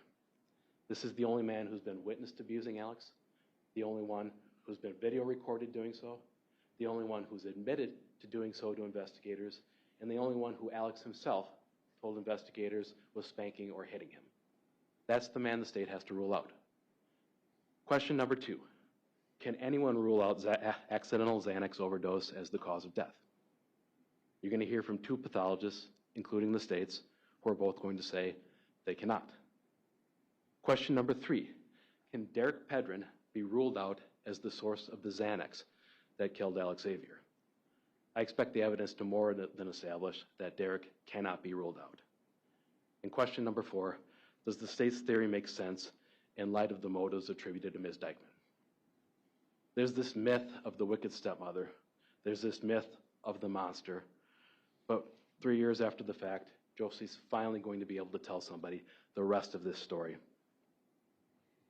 These are emotional cases, ladies and gentlemen. You don't check your humanity at the door when you put on those juror badges. It's okay to feel sympathy. It's okay to feel empathy. It's okay to grieve for Alex's loved ones and for Alex himself.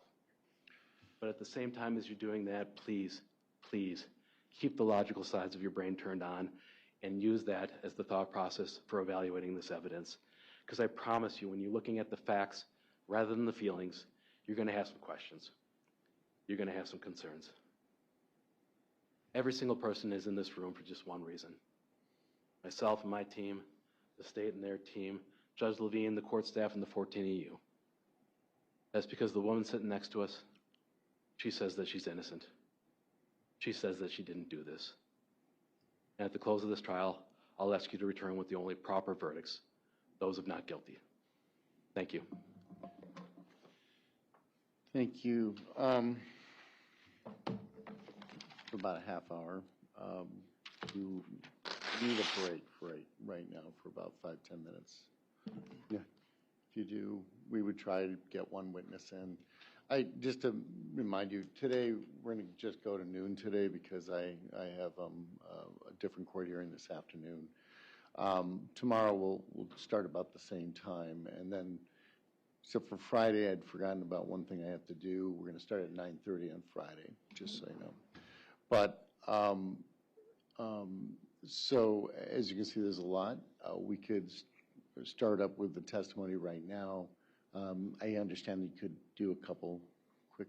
Is there somebody you can start with? We have one or two witnesses lined up, but they're not that quick, Your Honor. They're not that quick. I imagine they're not going to be finished within a half hour. Okay. All right. So what probably makes more sense for us to do is break and then just come back tomorrow morning. One thing I want to reiterate a little bit of the jury instruction again about opening statements. Opening statements, as I said in the middle there, are not evidence. So you have heard no evidence at this point in time. You've heard an explanation of what both sides believe the evidence will show. The reason I say that is because obviously it sounds like there's bits and pieces that have been shown to you, but those are not in evidence at this point in time. I just want to repeat that. What I would ask is, we'll have you come back tomorrow, same time, about 8:30. We'll start up at 8:45, although you're here a little bit early. I think we might even start as soon as you're here and everybody's here and ready to go. We'll start right up. Again, please do not refer to any type of media of any sort. What concerns me is more of social media. If you happen to flip onto Facebook or something, it may pop up. I would prefer you just avoid it altogether. Again, if somebody tries to talk to you about it, please say, cannot talk about it.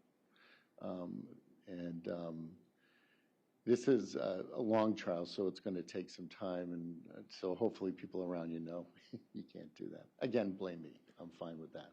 But it's also part of the process. If you do need something, let Kevin and Terry know, and otherwise we'll see you back tomorrow morning at 8:30, and then we'll start right up after that. All right. Thank you, everybody.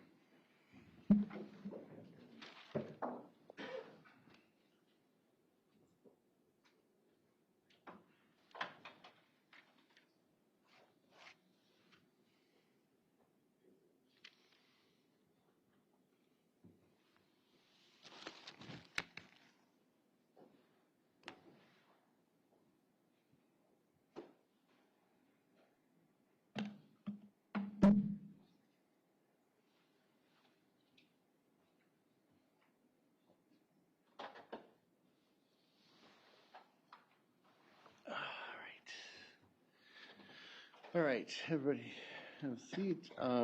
Anything we need to talk about before we start up tomorrow morning? Judge, just for purposes of the record, I want to make a record on my objection regarding the DNA report. I pulled it up and looked at it. There are two different places on the bottle that are tested. The first place in the bottle that's tested said that there's 4 DNA profiles, different DNA profiles. They can say that at least 2 are male and at least 1 is consistent with Alexavier. That means that they did not test Ms. Dikeman and they did not exclude Ms. Dikeman. There's a second portion of the bottle that's also tested that says there's 3 DNA profiles, at least 2 are consistent with male, and there's 1 that comes back as Alexavier. None of that excludes Ms. Dikeman, and so that's the reason the state objected. Counsel?